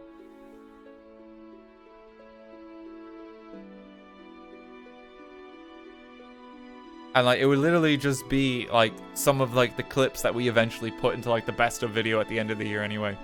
We were just dabbling with the idea of it before.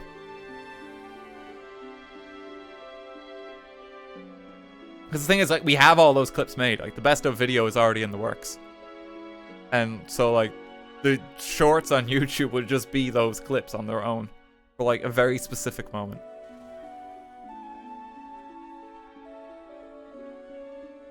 Dabbled with the idea. For now I'm good, though. For now, I'm good. Just dabbling with it. You plan to start Scarlet Violet as soon as it releases? Yeah, we'll be streaming on the Friday when it comes out. We'll be starting streaming on that day, like, literally as soon as I get a hold of my copy of the game. Like, I run down to, like, the game shop, basically, pick it up, and then I'll come back and we're streaming. Because, like, there's nothing else I want to do that day.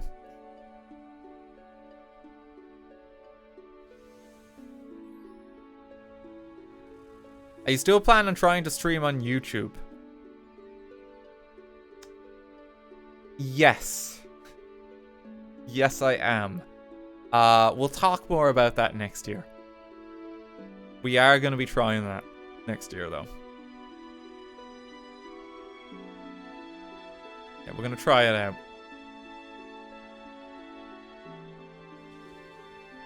So do it like policy on Twitch more than anything. It's been bumpy. I think there's no mystery there.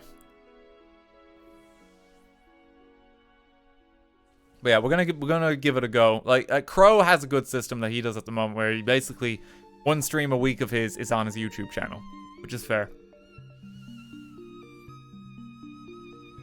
Doesn't Twitch not allow streamers here to stream on YouTube? No, that policy's changed now, so you can stream on YouTube now.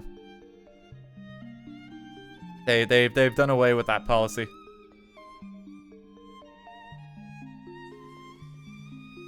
We're going to give it a go at some point. I still want to, because the thing is, I still do love Twitch. I absolutely love being on this platform. But Jesus, they got some work to do, you know?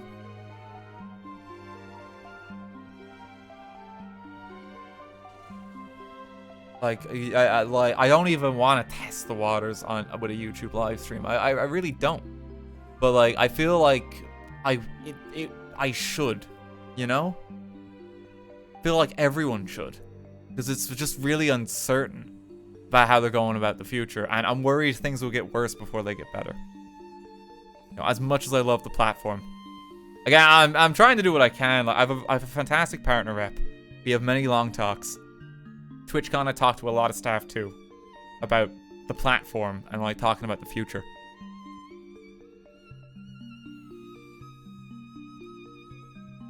Problem with YouTube streams is that chat can be very chaotic. It can. But there is a extension. Oh, hang on one sec. Wait.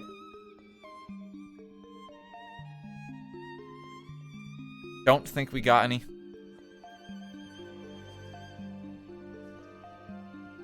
Don't think we got any yet. Okay, we'll just take a flag on. There is an extension on YouTube specifically to deal with the chat.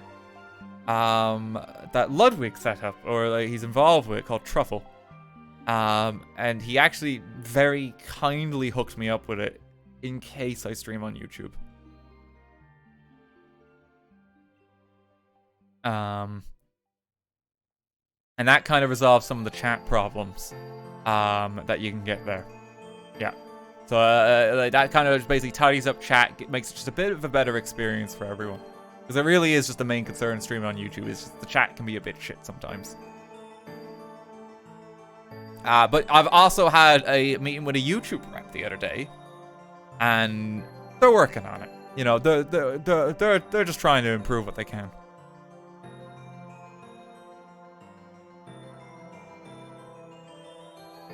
You know, which is good to hear. Okay, let's go all fours this time and invite others.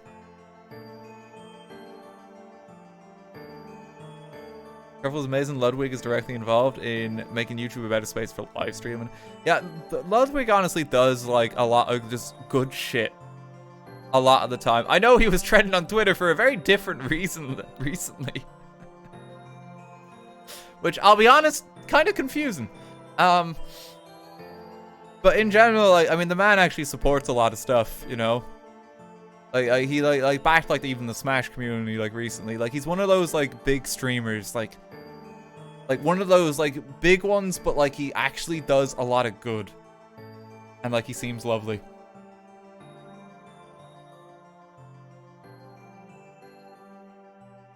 What did he do? I shouldn't have said anything.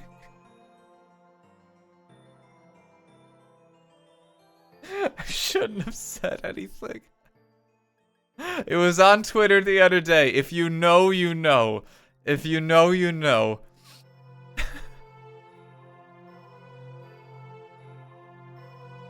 RTGame drama streamer. I don't think it's even drama. It's just a weird clip.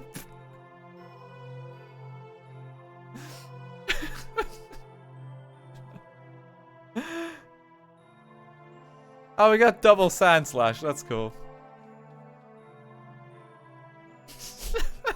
First time message in chat. Are we talking about Ludwig's balls?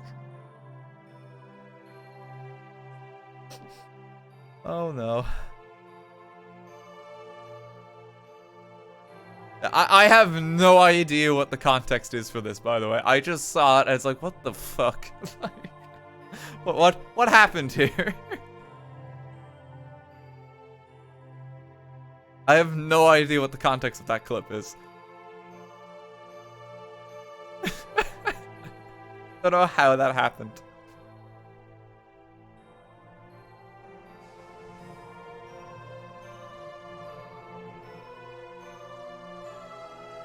Are you planning on doing any new series, RT? I mean, the main big series at the moment is Persona. That's kind of like my main project on like main priority. It'll be Persona and Pokemon are the two main ones that I want to do before the year is out. Those are like absolutely my focus. Is Blossom fairy type? I can't remember.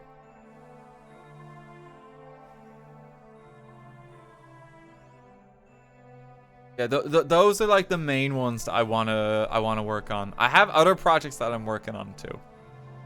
That we will get to when the time is right. Always got a few things I'm working on. They just take time.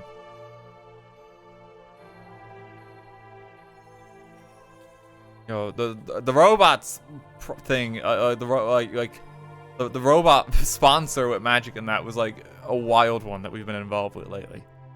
And that's the one I'm kind of like very excited to show you next week. Just kind of how it went.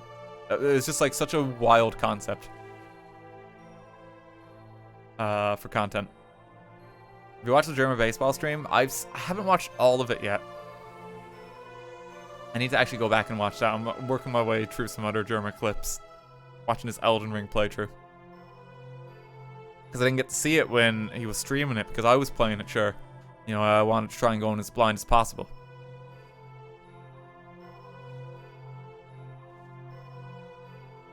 Remember when you did Power Wash in IRL? That was another wild one. Yeah, I honestly, like, sponsors and concepts like that, they're so much fun to be involved in. They're so cool.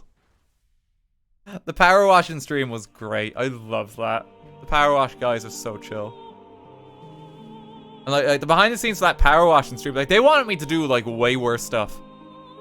Like the rep was like egging me on through a lot of that Power Wash in stream. Like there was at one point where they were saying like, could you take the guitar and like bash the gnome's head in? Like no joke. Like this is like the rep from the company making sure that, you know, Power Wash Sim is represented. I was like, yeah, could you just grab that guitar and just like collapse the gnome's skull?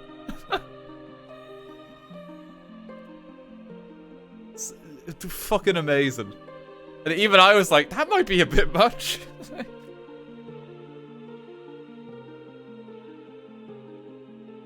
We probably need to take this thing.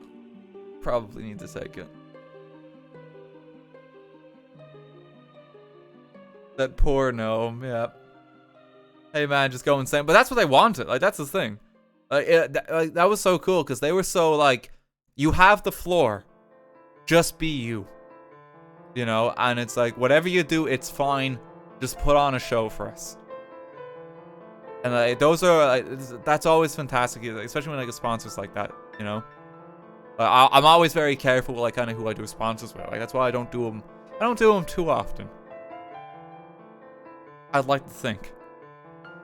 And it's because, you know, I don't want to just do them willy-nilly. I want to do ones where it's like, can I be myself? And that's always my #1 rule. I don't want to sell an experience I'm not having.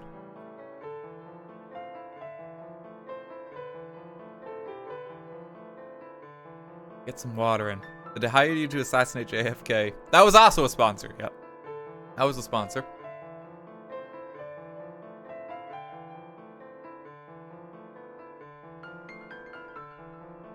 Dan, you just did a Manscaped sponsor last week. But that wasn't me. Oh, I know my content is now associated with a Manscaped sponsor, but that wasn't me.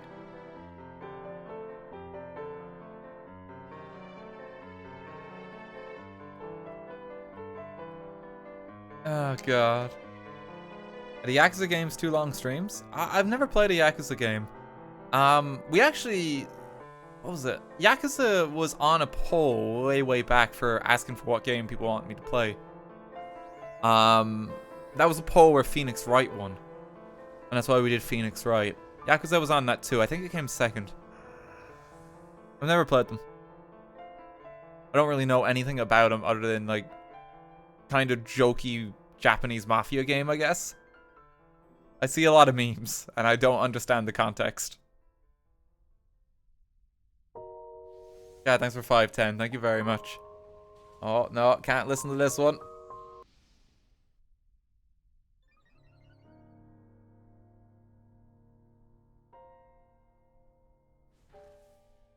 Would you play one on stream? Don't know. Haven't decided. But you can pop whatever you want in that suggestion box. Let me get the music back. Where is it gone?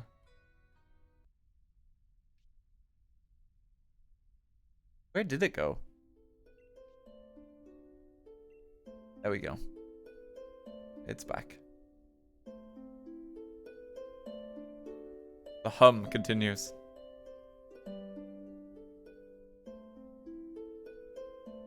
I understand the music is very good in those games. Well, the Bakamitai song is from Yakuza, I believe. And we played that in Trombone Champs. You know, we basically played Yakuza that way, if you think about it. Basically played it. We ever consider playing Persona 4 in the future? I don't want to sign myself up for like 7 different Persona games. I just want to play Persona 5, and I'm happy with that. And then I don't want to commit myself to something like that because that just sounds torturous. It's better for my brain if I don't commit to stuff. Anime gamer tuber. What have been some of the long content videos you've been most proud of and why? The original Mario Galaxy one is probably the one I'm very, very proud of. I love that video. I'm really happy with how Phoenix Wright turned out in general, because that was a really hard one to do.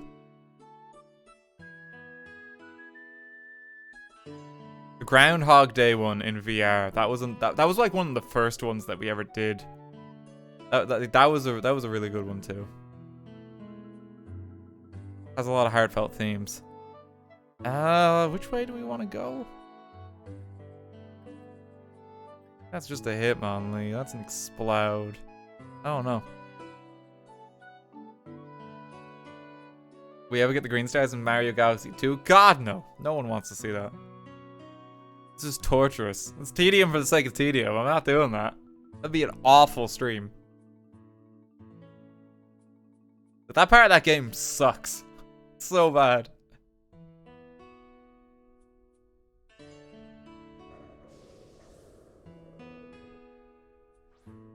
What was the stream you were most nervous to do?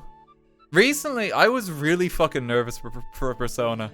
I thought people would just hate it. I thought, like, when I started playing that people were gonna be like, no, why are you playing this? And just leave. Like, that was like an actual anxiety in the back of my mind. They'd be like, people will just despise those streams. I was like really nervous to touch that.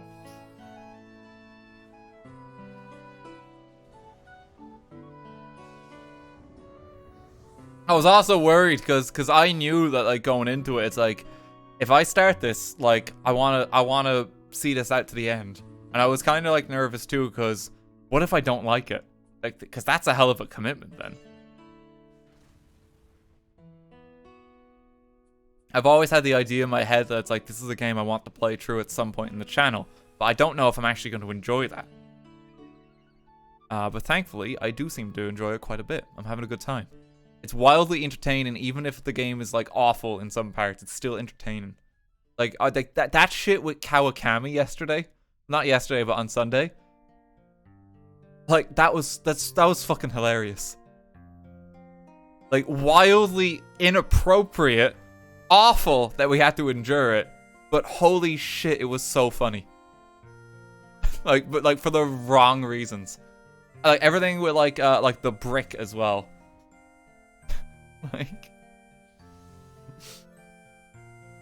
Like it's a train wreck of a sequence and a story arc. But I found that legitimately very entertaining still. Just because of how like awful it is.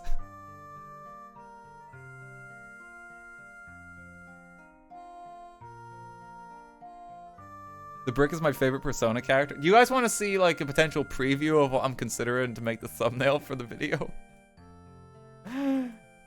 Let me just get this up on the screen. Yeah, we're gonna be fine with the Sudowoodo. I don't mind that. That's the wrong display. Hang on.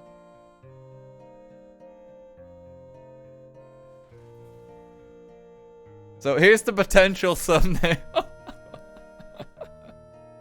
that I'm seriously considering using for the highlights video right now. I haven't decided just yet.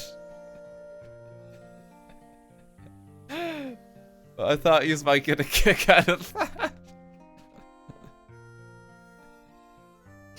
It's literally just a brick. I'm seriously considering that. Seriously considering it. I have not fully decided just yet. But let it be known that that is a contender for the thumbnail, okay?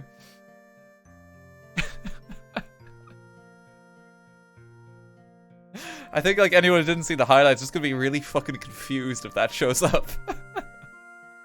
It's like, wait, what happens in this video? 2 bullets, thanks for 5 gift subs. Thank you very much. My brain wants you to do Ryuji for the sake of order, but brick funny. Like, that's the thing. That's the other way to do it. So do you just do like a new party member each time or something, you know?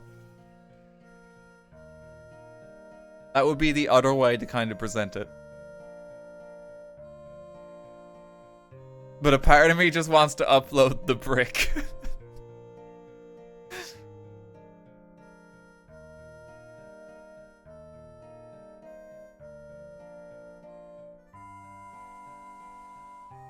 Do Ryuji getting hit by a brick? I don't know if that would work.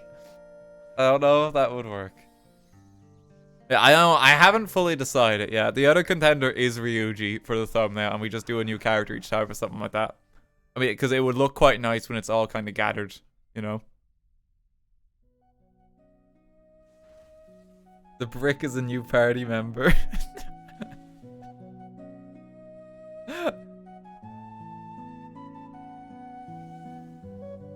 Maybe I can include the brick in it regardless of what happens.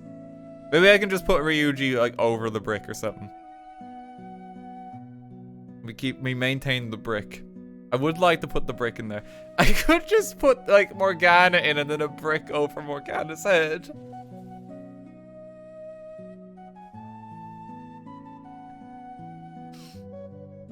I could do that. Morgana gets hit by a brick.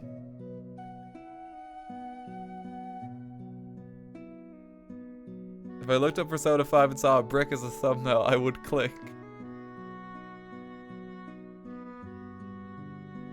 I feel like that thumbnail, if I actually used it, like, you know that, like, Twitter account, like, shitty YouTube thumbnails?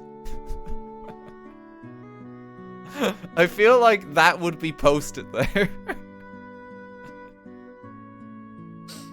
I feel like that would make its way there. Like, we're working really hard on this series, so that's why I just don't know if I can commit to the brick yet. I don't know. Because, like, if we do the brick, then, like, it's gonna have to be, like, a thumbnail with, like, the Monopoly Man. If there's, like, a change, like, we come up against, like, an evil capitalist or something, you know? Like we've gone to, like, full shitpost territory at that point. You know, it's just gonna get worse and worse as the series progresses. That's what I'm concerned about. I see no problem with this.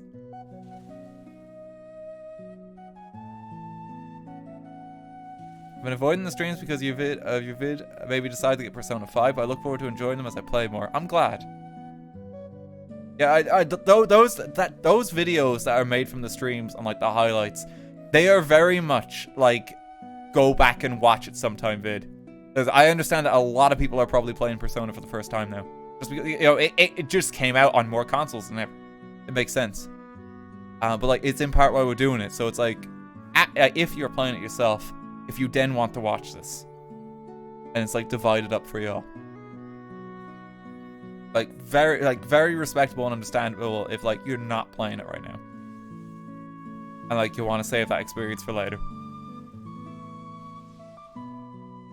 Like, it's in part, like, kind of like when it comes to content on, like, the channel, and, like, something I do actually think about this, and it's kind of like preserving the best bits of the streams. Like, I want to make entertaining videos, but I want to make entertaining videos that people are still going to want to watch in, like, 10 years. And, like, that's actually, like, kind of part of it. And that's why, like, I especially with, like, the long form content, like, we take our time to just even try and get it right. Because I want this to be something that people can just boot up down the line and just watch it. You know, and, like, making it a series.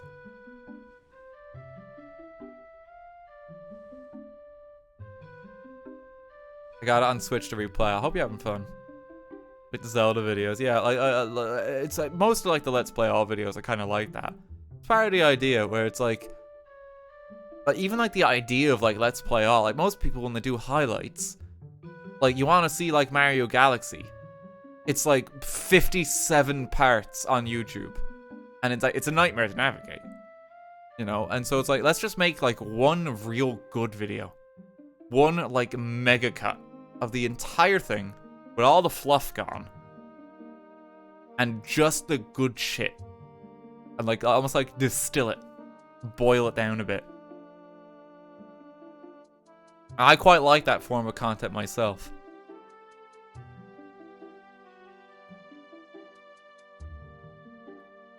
I don't think we got a shiny. Don't think we got a shiny. Okay, we'll take Sudowoodo. I quite like that form of content myself. Because I find that, like, you know, if I go back and watch one of those, then it's like, yeah, it's just all the good bits. You know, and we cut out a lot of the fluff. And I'm glad people enjoy those, like, that particular kind of content too. It definitely takes time to make.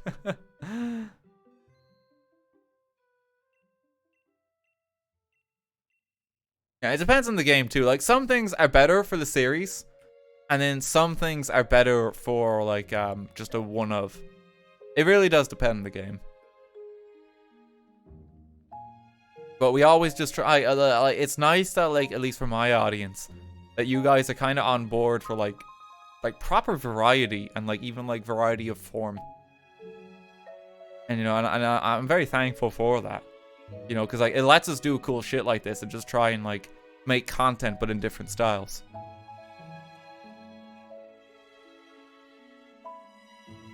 Okay, let's go again. Did you get any cool Lego recently? Oh, so I have actually a bit of a story. They opened a Lego cafe, or a Lego pop-up cafe in Dublin. That myself and Cake Jumper and McDara all went to.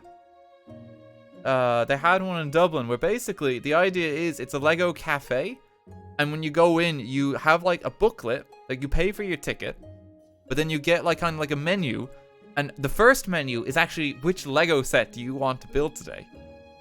And you kind of pick one of the Lego sets, and it's like they have a bit of a variety in them. You can make like a pencil cup holder, you can make some flowers, you can make like a brick head. And you pick which one you want, and then they give you table space, and then you build your Lego. And then like it's a cafe as well, so you can get your coffee and you can get food in that too. So I made some little kind of flowers. That I then put in like my Lego City cabinet, basically. It's kind of like public street art in there now, and I'm very happy with them. It was really fun. It was really cool because it was specifically for adults as well. This was like a no-kid cafe. So that was cool. It was very cool. Now, it was only a pop-up. They were trying it out in Dublin. It was also for charity, I believe, when they were trying this particular version of it out. It's cool. Don't know which way to go. There's a ground type there. There's another ground type there. Kinda hard to tell. Is it not open anymore? It was a pop-up cafe, so it was just for like a few days in Dublin. I think it's gone again now. But it was very cool. It was very cool. Who needs therapy? I want the Lego cafe. Oh, I fucking love Lego. It's so relaxing to just assemble. Like I'm glad like as I've gotten older I've just been able to like reclaim like a lot of hobbies as a kid like that. Cause it really is just fun. It really is fun. If I just max Quake it as hard as we can. There's a Seinfeld Lego set I really want. That's cool. What's your favorite Lego game? I really liked playing the Lord of the Rings one recently. Had a bit of jank, but I mean, they all do, don't they? The OG Star Wars ones are great. You slowly convert me to Lego, Dad. I've so far gotten 2 mini Mario figurines and a cherry blossom tree. Oh, the cherry blossom tree one's great. Yeah, I love that one. The frog tree as well. You make a cherry blossom tree out of Lego, but all of the leaves are frogs when you actually look at it closely. It's really cool. And like also quite weird.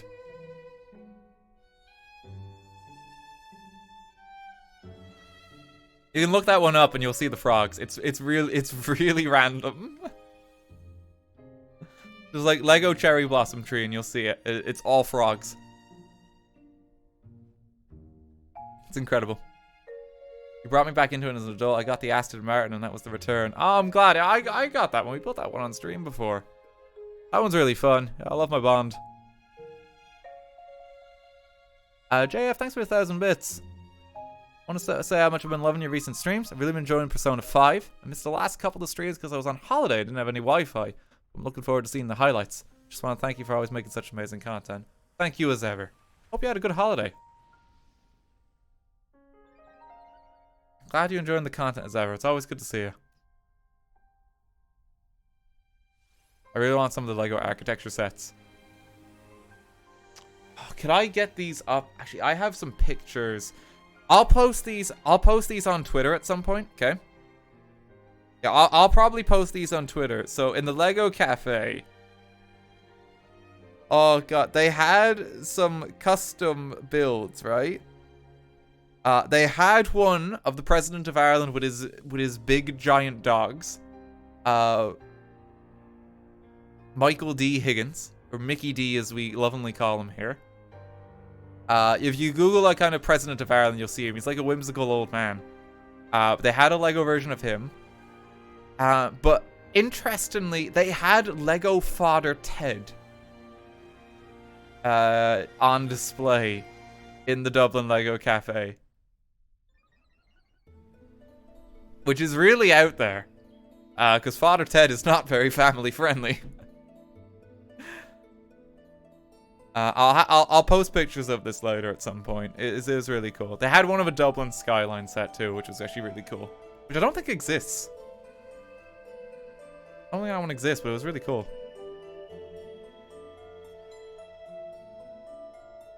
He must be great to have a good PM, huh? Well, he's not the Prime Minister. He's the President. President in Ireland. It's always a bit weird explaining this to someone not from here. Our President is basically like a culture ambassador. He doesn't really have any power, like, in government, or, like, set the law. That's the Taoiseach. That's our Prime Minister. The Taoiseach. Our President is very much a culture ambassador for the country. That's how I would describe it. So it's a bit of a different job.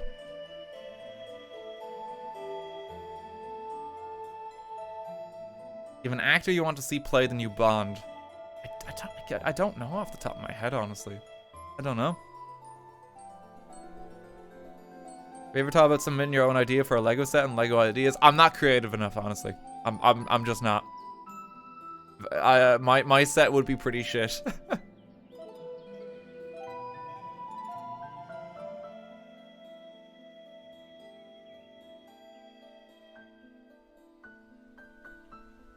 I'm simply not creative enough. I'm trying to think what I would even want to see. Build the poop Kano. That would be horrific. What's your idea for this set? Well, I took a volcano, but instead of lava, I filled it with human feces. Like, oh. Oh no.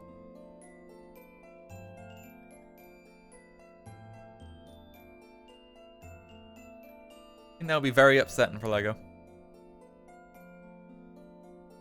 Will you visit New Earth this year and next year?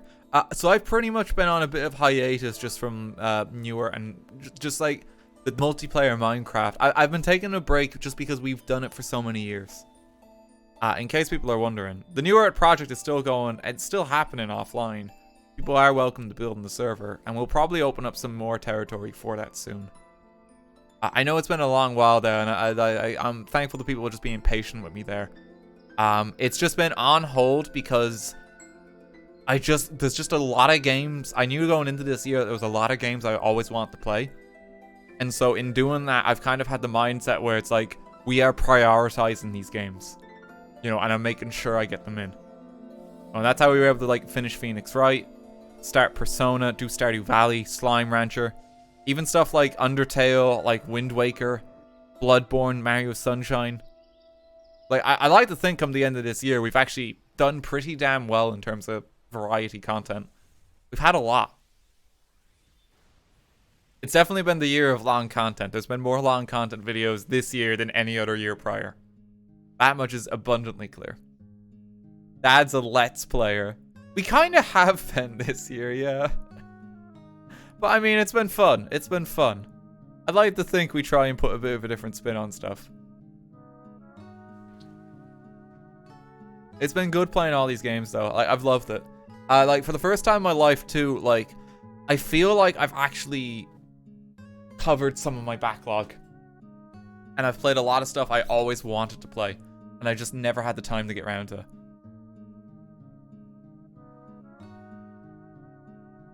The best of 2022 video is going to be Insanity. It may be 2 parts. It may have to be. It might be impossible to do it in one video. Not entirely sure yet.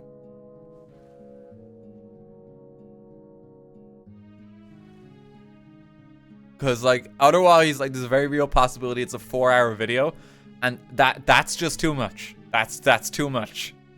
4 hours is pushing it. 3.5 is the absolute longest we've done. And I think Black and White 2 has... Well, sorry, Pokemon Black and White playthrough has taken that spot. But even that, I would argue, is very long. You know, so I don't want to overdo it, you know. Sorcery is the longest, but those aren't edited. Yeah, I mean, that is true, yeah. That's very different, though, because that's, like, just an audiobook, you know?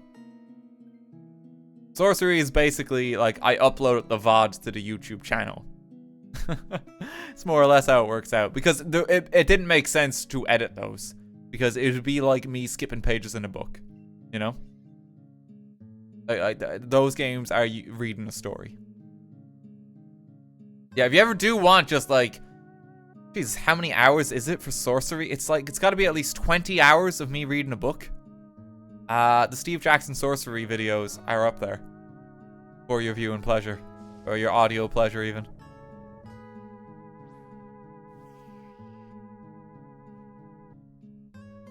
Yeah, it's those ones didn't make sense to edit, and I didn't want to just like have them on the VOD channel too. I wanted to upload them as main content because I love those books. Just one long 20-hour video. You have pleasant memories of Miitopia? I really like Miitopia. Yeah, that was fun. I really enjoyed that one. It was a good series. It was like a weird coming together of just channel references and humor, like all compiled in one spot. It was fun to do.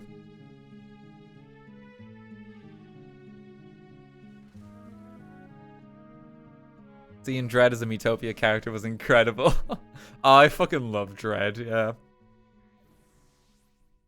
I'm sure he's made it to the poster now. We got him there. We got the entire cast. You do a live reading of public domain books. I do not know how entertaining that would be.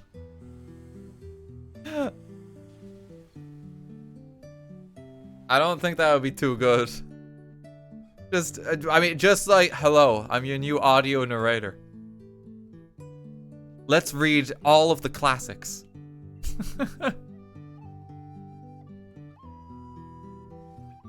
I feel like that would be like a different channel kind of thing. I don't know if that would fit in my content. I don't know, that feels just a bit odd. I don't know. We've already done it kind of once before too with sorcery, remember that? That had gameplay. Would genuinely enjoy RT reading. I mean, that's a channel idea there. If video games never work out. Like, welcome to, like, basically welcome to my ASMR channel. ASMRT, but it's actual ASMR.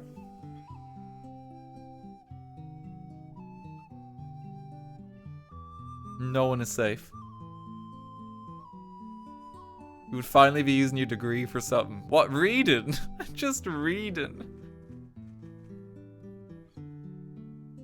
I'll interrupt the read like every like kind of like few pages, and it's like, let me give you a breakdown of what's really happening here. Let's analyze this prose.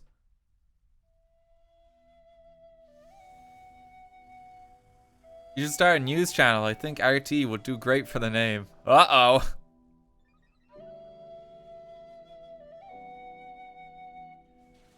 Might have to be careful there.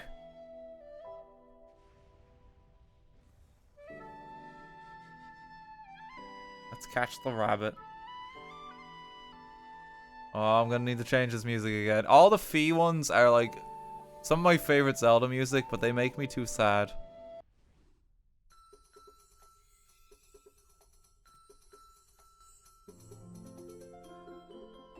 There we go. No, analyze him, please. Do we want Diggersby? He's probably better than what I've got. Does anyone else want Diggersby? Okay, yeah, as long as someone else takes it. Fine. What does RT stand for? Rumble Tumble, unfortunately. I've just had to accept that in my later YouTube years.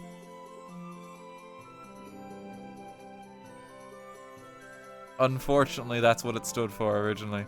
But it works much better as just RT. Well, I try not to answer that question when people ask. When's the next Persona stream? Saturday. We try to save Persona for the weekends. Just because of the long boy streams. Yeah, stream-wise as well for this week, there will not be a live stream tomorrow. The reason being is that I have streamed the last 5 days in a row with 2 very long Persona streams in there. So I am simply taking tomorrow off. And then I'll be back on Saturday. Just to pace myself there. It's just for the best. Because otherwise, if I stream tomorrow, I'm probably going to be exhausted come Saturday. It'll be a bit too much. Yeah, so it's day off formally tomorrow. And we will be back then on Saturday with more Persona.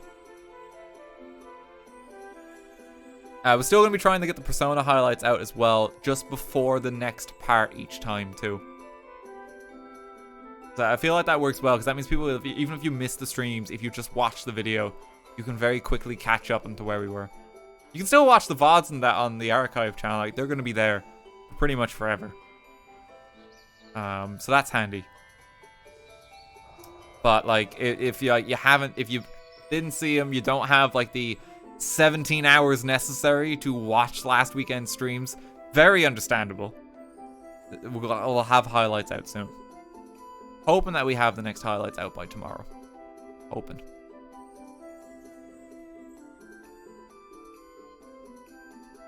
But yeah, I'll be taking a break tomorrow though. Just because that's the healthy thing to do. But even with that said, there will be hopefully Persona highlights out tomorrow, so you can watch them instead. Are you playing Persona 5 on a PC or console? I'm playing it on PS5 actually. It's just because my PC has given me a weird bit of trouble lately. It seems to be okay. I haven't had any crashes in a while now. I'm hoping it's like somehow sorted itself out. Fingers crossed. Fingers crossed.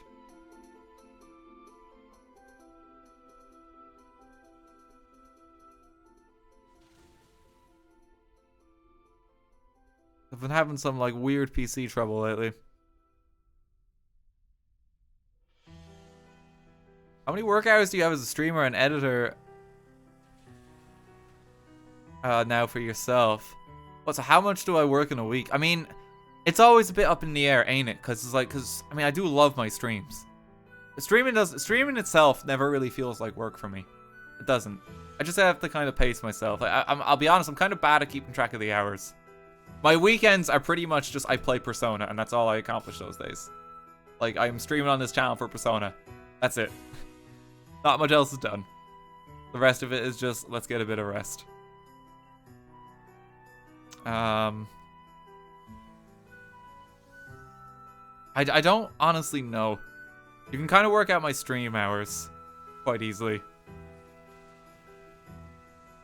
I would argue that it takes roughly about the same time for edits as streams. Oh, I mean, even that's very up in the air. I don't know. Will you play Forza again? Yeah, Forza is really fun. Forza's really fun. I don't know when, but I might. They added Hot Wheels to it, didn't they? That's funny. Yeah, I'm bad at paying attention I'm bad at paying attention to the amount of hours that I'd say I'd work. But what I do know is I've gotten a lot better at just kind of taking breaks when I need to and pacing myself. And that's the main thing. I don't freak out anymore if I need to take a day off for myself or something like that, or if I'm just like I'm gone and there's no video on the channel for a few days. It's fine, because I'll come back and then there'll be something that gotten way better at that. And for me, that's what work-life balance is all about, because it means that I'm not putting my life on hold just to constantly edit or something. It's before basically we got Chloe on board with the channel, right? I would say it was pretty rough in terms of work-life balance. In particular when I was living in Japan. Because when I lived in Japan, basically I would stream at 9 AM, I would finish the stream at 12, I would edit the video for 6 that day, and I would do that pretty much every day. Which was way too much. Way too fucking much. I don't know how I managed it. It was way too much.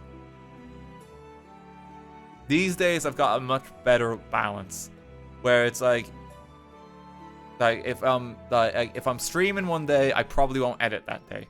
If I'm not streaming one day, I'll probably edit that day, and I kind of space it out a bit better in my head that way. I don't think we got one. Let me just check them all. Don't think we got one. Okay.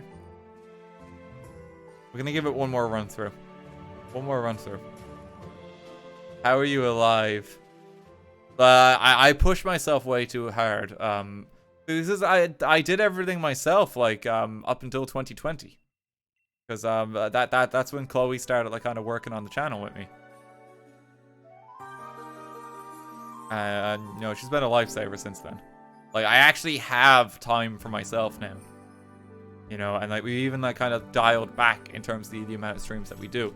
Like, I know some of the streams are very long, but like compared to before, like compared to like 2020, like even then, like there was a period in 2020 where I streamed every day for like 3 months. That was like right when lockdown kicked off. It was like there was a stream every single day. There was a video every single day for like 3 odd months there. Just because of the times that we were in. There wasn't much else to do. It's the only time in my life I've ever done daily uploads, and like I will never do that again. These days we kind of just strive for a video every other day, and that's plenty. That's plenty.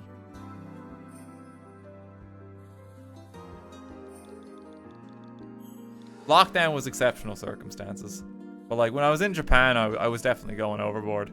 I was trying to do like so much. It would have been like 5 streams a week then too, and 5 videos a week.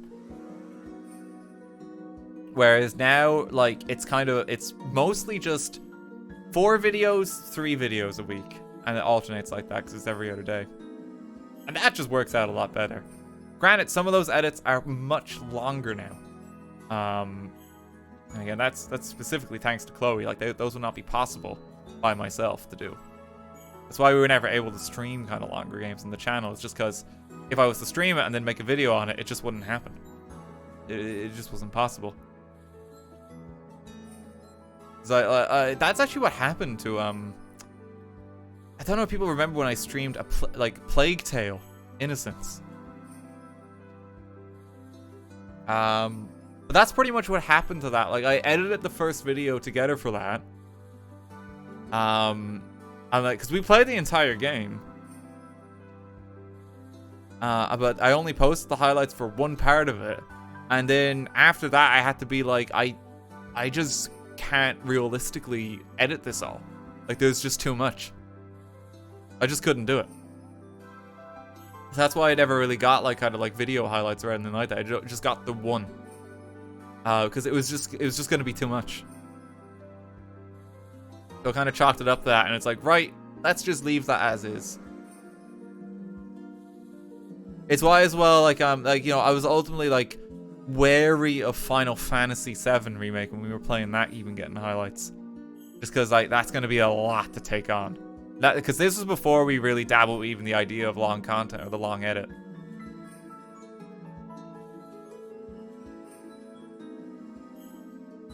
But like now we've kind of worked out the format of it a lot better since then. You know, like Mario Galaxy was really like the starting point for that, like we tested it proper. And then since then we've been able to work on it, and like now like we got it at a pace and like edit relative to content where basically it all just works out, you know, and like no one overworks themselves, because that's the main thing, you know. How much of the city in Persona 5 seems familiar to your stay in Japan? I mean, I can spot a good few of the locations, honestly.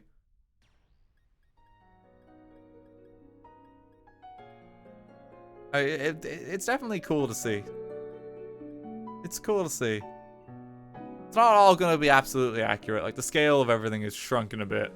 Shibuya looks a lot smaller in Persona than it actually is. That's cool.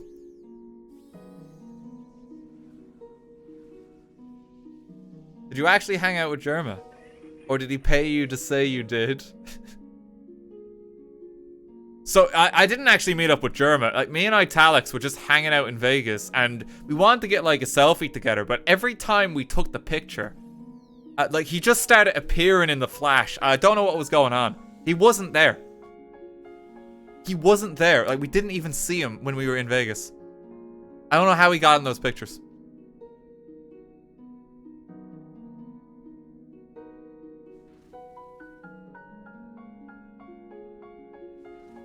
Something not right with that boy.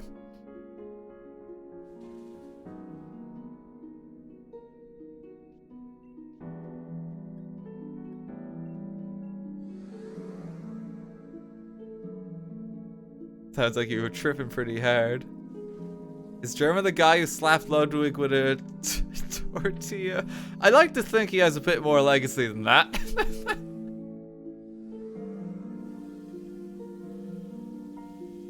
You and Germa are the same person. Oh, I see those comments, like, on my videos where it's like, Irish Germa, European Germa.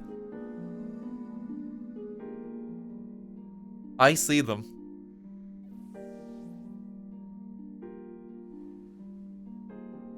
One guy who called me like German 984 one time.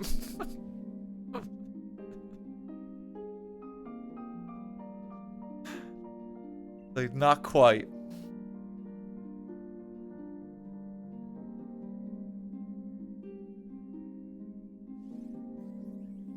It's awful. It's a fate worse than death. No, but I mean, I love the man's content, honestly. To me, it's always just like, it's an honor that anyone would even vaguely compare our content. You know, that's some high praise, is how I kind of take it. You know, because the man is my hero. Like, I've watched him forever. I've watched him since his first TF2 video. I remember it. I remember when he did like fucking push-ups, and there was like no, like there was like barely anyone. It was a very different time. For some reason, one of my most vivid like memories in my head of like his characters in the early days is he had one called the Principal that I'll be honest, this is like a real like F tier German character, right? This is like one of the shit ones. No one talks about him. No one talks about the Principal anymore. But like, he had a routine for the TF2 video where basically he started chanting like "school sucks," and that's how he defeated the Principal. And it was like so weird in retrospect, but for some reason that's like still in my brain. It's like an old German character. This is like ancient comedy. I remember watching Germacraft like when it was made. Which I don't know if a lot of people can contest to that. I remember that. I've watched the man a very long time. Okay, I don't want the monkey. The monkey kind of sucks. The monkey kind of sucks. A lot of people are probably very confused here. You think there'll be a Nintendo cinematic universe that ultimately leads to a Super Smash Bros. Movie? No, because that sounds too cool.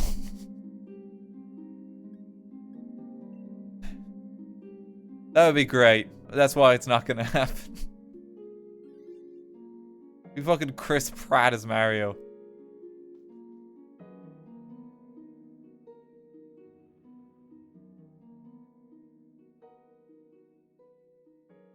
Send something to your P.O. box. Thank you very much.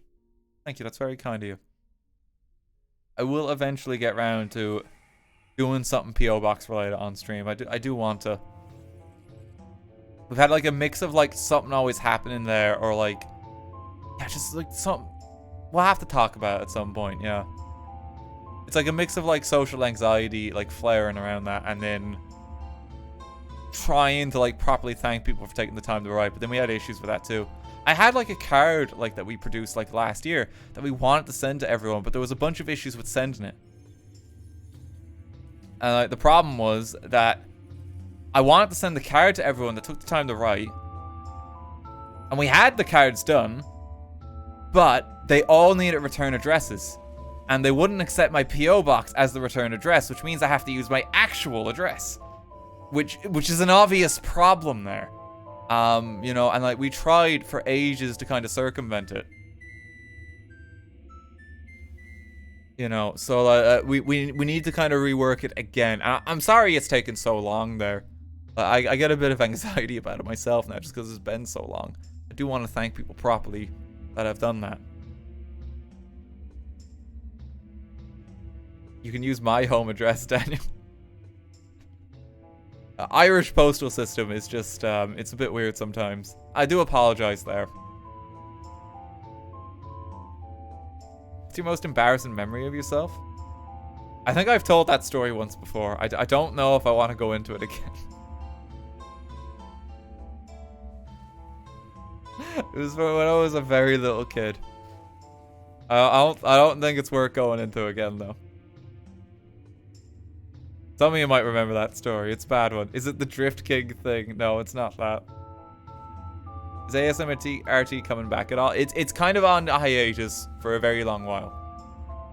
Just because if I wanted to do it as like a weekly thing, but I was just wholly unable to. Like, it was way too much work. And I had absolute, like, the month that, like, where I properly did the podcast, like, I had, like, 0 time again, and it kind of reminded me how it was even, like, in 2020 when I was uploading every day. Like, I would just work and work and work and work. And it might be quite surprising to that, because, like, I mean, it's just editing a podcast, just one more thing on top of everything. It's the fact that it's on top of everything. It was just too much. And like, I could manage everything up until that point, and it was just too much workload.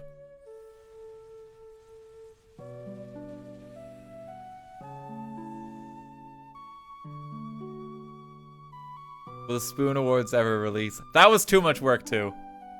Yeah, so the concept for the Spoonies, Spoon Awards, was basically, it was going to be it was going to be like an award show, but there was going to be multiple versions of myself. Like, because I wanted to do it like the Oscars, and you know when you have the camera view, and there's like all the different, the camera cut in the Oscars where you don't know who's won the award, and you have all the different people on the TV. It was basically gonna be that, but 5 versions of me. So basically, what we had to do is we had to fully script a 2-hour stream and record it 5 times. And also have it so all the versions of me interact with each other. It was way too much fucking work. I took on way too fucking much. And that's why that one got kind of shelved for a while. That's what we were trying to do.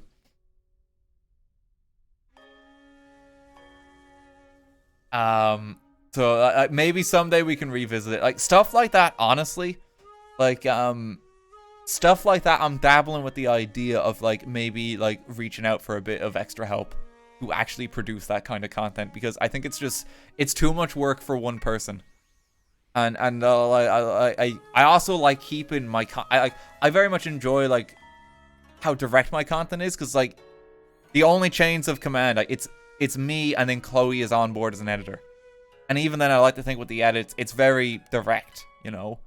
And I don't want it where it's like there's like 10 people under my belt and we have to keep track of them all. And there's all these different RTGame projects like in the works, like just kind of muddying the content. I don't want to have like even like 5 different editors or anything like that. I think like simpler it is, the better.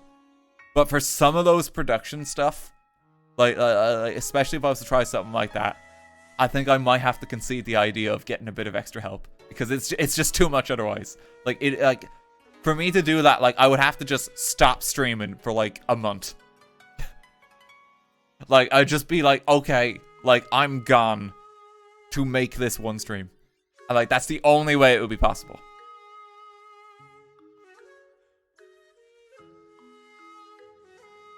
You know, so I gotta think about some of that like a bit more, like even for next year, because I do have some projects that I am working on at the moment. Thankfully, haven't been overwhelming to do. Been a reasonable amount of work. Going at a comfy pace for those.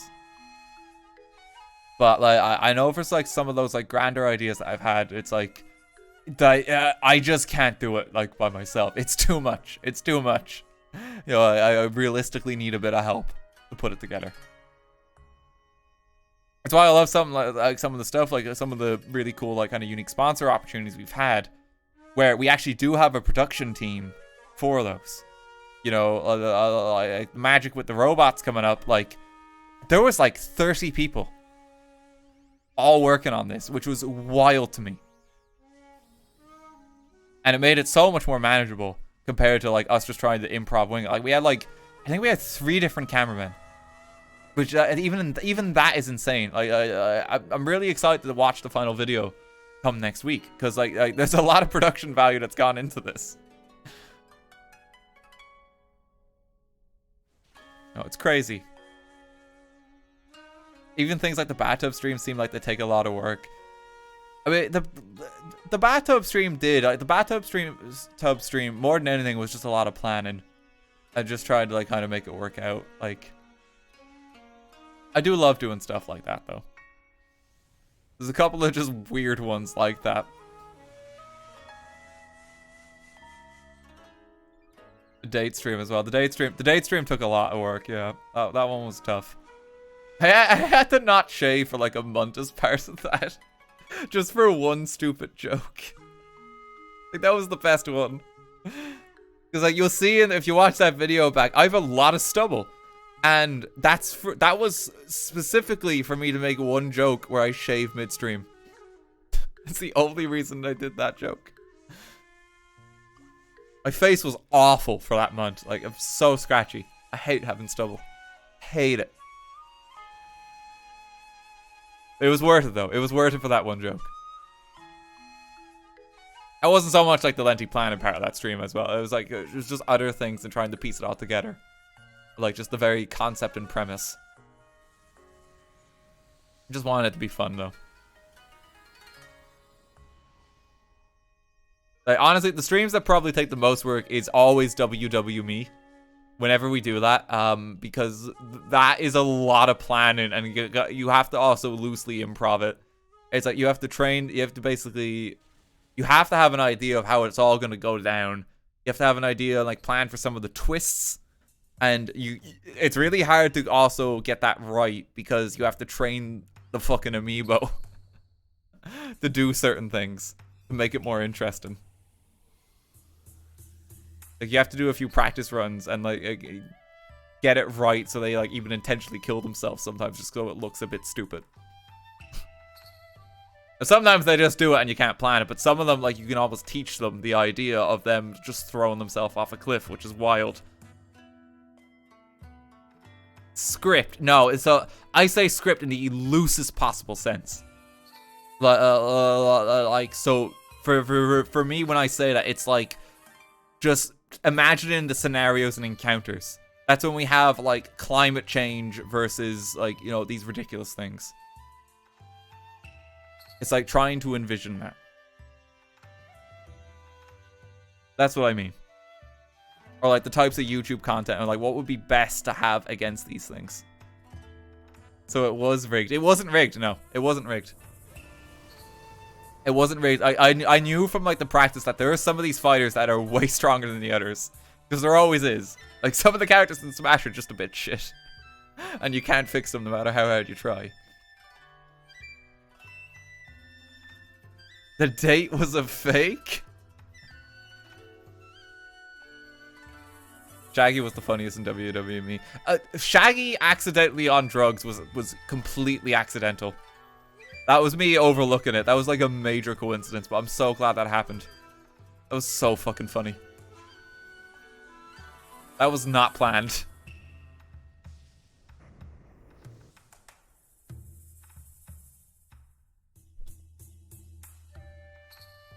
Oh, God. When are you gonna meet Chat's parents? What a fucking, like, parent-teacher meeting or something. What?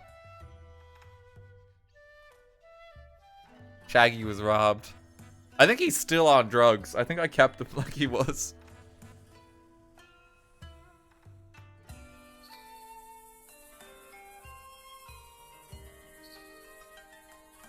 There'll be a lot of meetings. It would.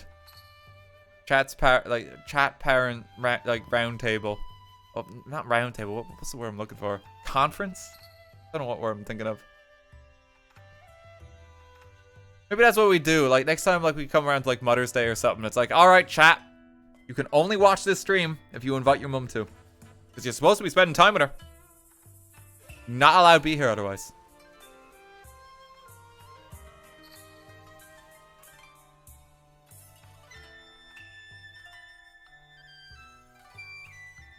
My mom knows who you are. I'm so sorry.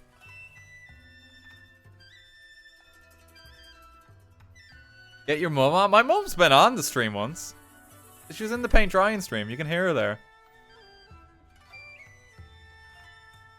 That's the only time, I think. the most part, she's wildly confused by what I actually do for a career. It's kind of beyond her. No, it's not her fault. It's just like a generational thing. It's hard to explain. But, you know, she's very loving and supporting of what I do regardless, even if she doesn't fully understand it. That's the main thing.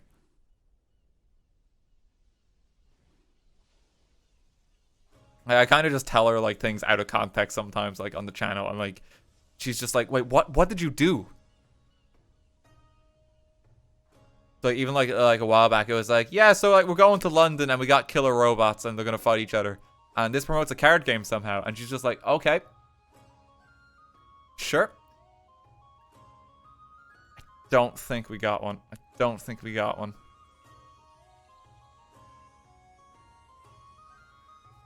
Weird flex having a supportive mom, but okay. Oh, sorry. There's no need to brag, Daniel.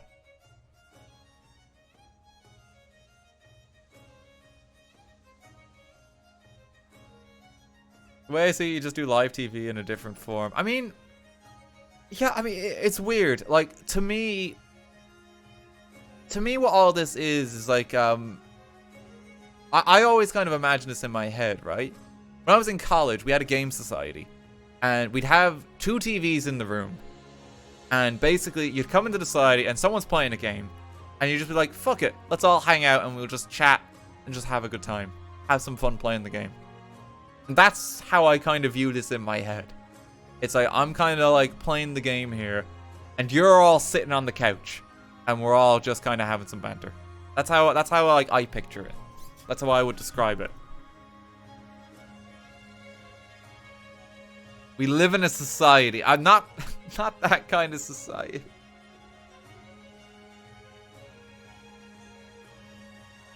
And I'm backseat gaming. There's always that one fucker. It's a big ass couch. But that's how I kind of picture it in my head. Like, no joke. Shout out to good old Trinity Sci-Fi there. I spent a lot of time there. Giant fucking couch. Like, honestly, that's how it is in my head. Kind of what we do. Someone bring a carpet. What the fuck are all those Pokemon to the left? Oh, I can't remember his name. This is like some second stage evolution that we're gonna forget exists. Will become like a Pokemon trivia question in 5 years' time. Dotlet. He's cute. Cute. Dottler, is it? Dottler. He's quite cute. Middle stage evolutions, I think, have it rough. You always forget they even exist. You don't spend much time with them. Okay, gang.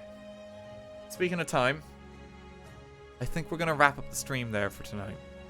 But thank you so much, everyone, for coming by. I hope you all had a lovely chill time watching. It's been nice chatting. Oh, I changed this too, see? So, like, look, we got it for the credits and that now. I kind of like having the chat when we're on these different camera views. I kind of like it. Because like, all we ever do at like kind of times like this is that we just chat anyway. So, like, it just kind of makes sense. I just kind of like moved everything about a bit. Yeah, thank you to everyone who subbed. Thank you to everyone who gave bits. Thank you to the mods, as ever, for being on hand. Hope everyone had a wonderful evening. Yeah, so time-wise, there's no stream tomorrow. The next one will be Persona on Saturday. And that's 3 p.m. That's 3 GMT in the afternoon. So, a word of caution for the Americans. Because I think you guys, all your clocks change. I think this weekend. It might be at a weird time. It might be at a weird time for you. Okay? Changing on Sunday. Okay. So, big heads up there. Best way to find it out, because it's daylight savings is kicking in at a lot of places now. Like, the clocks are changing everywhere. There is a timer that counts down in hours in the About tab of this channel. Check that, because that is correctly going to count down to when the streams start. In particular for Saturday. That's your main point of reference, okay?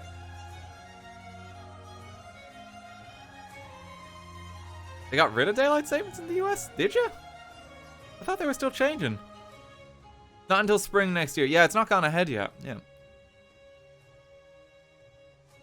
It's also voting time next Tuesday, lads. Oh, Jesus. Go vote if you can. It's important.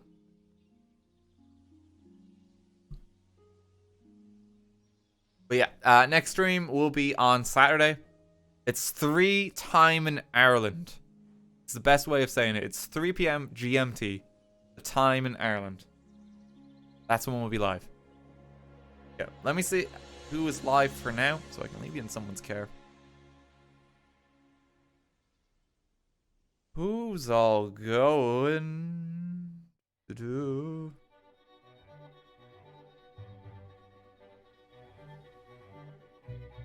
Kiwo's still streaming. Yeah, we were chatting to Kiwo earlier. Go say hey to Kiwo. And thanks for coming, folks. Yeah, I'll see you all come the weekend. Have a good week. Take care.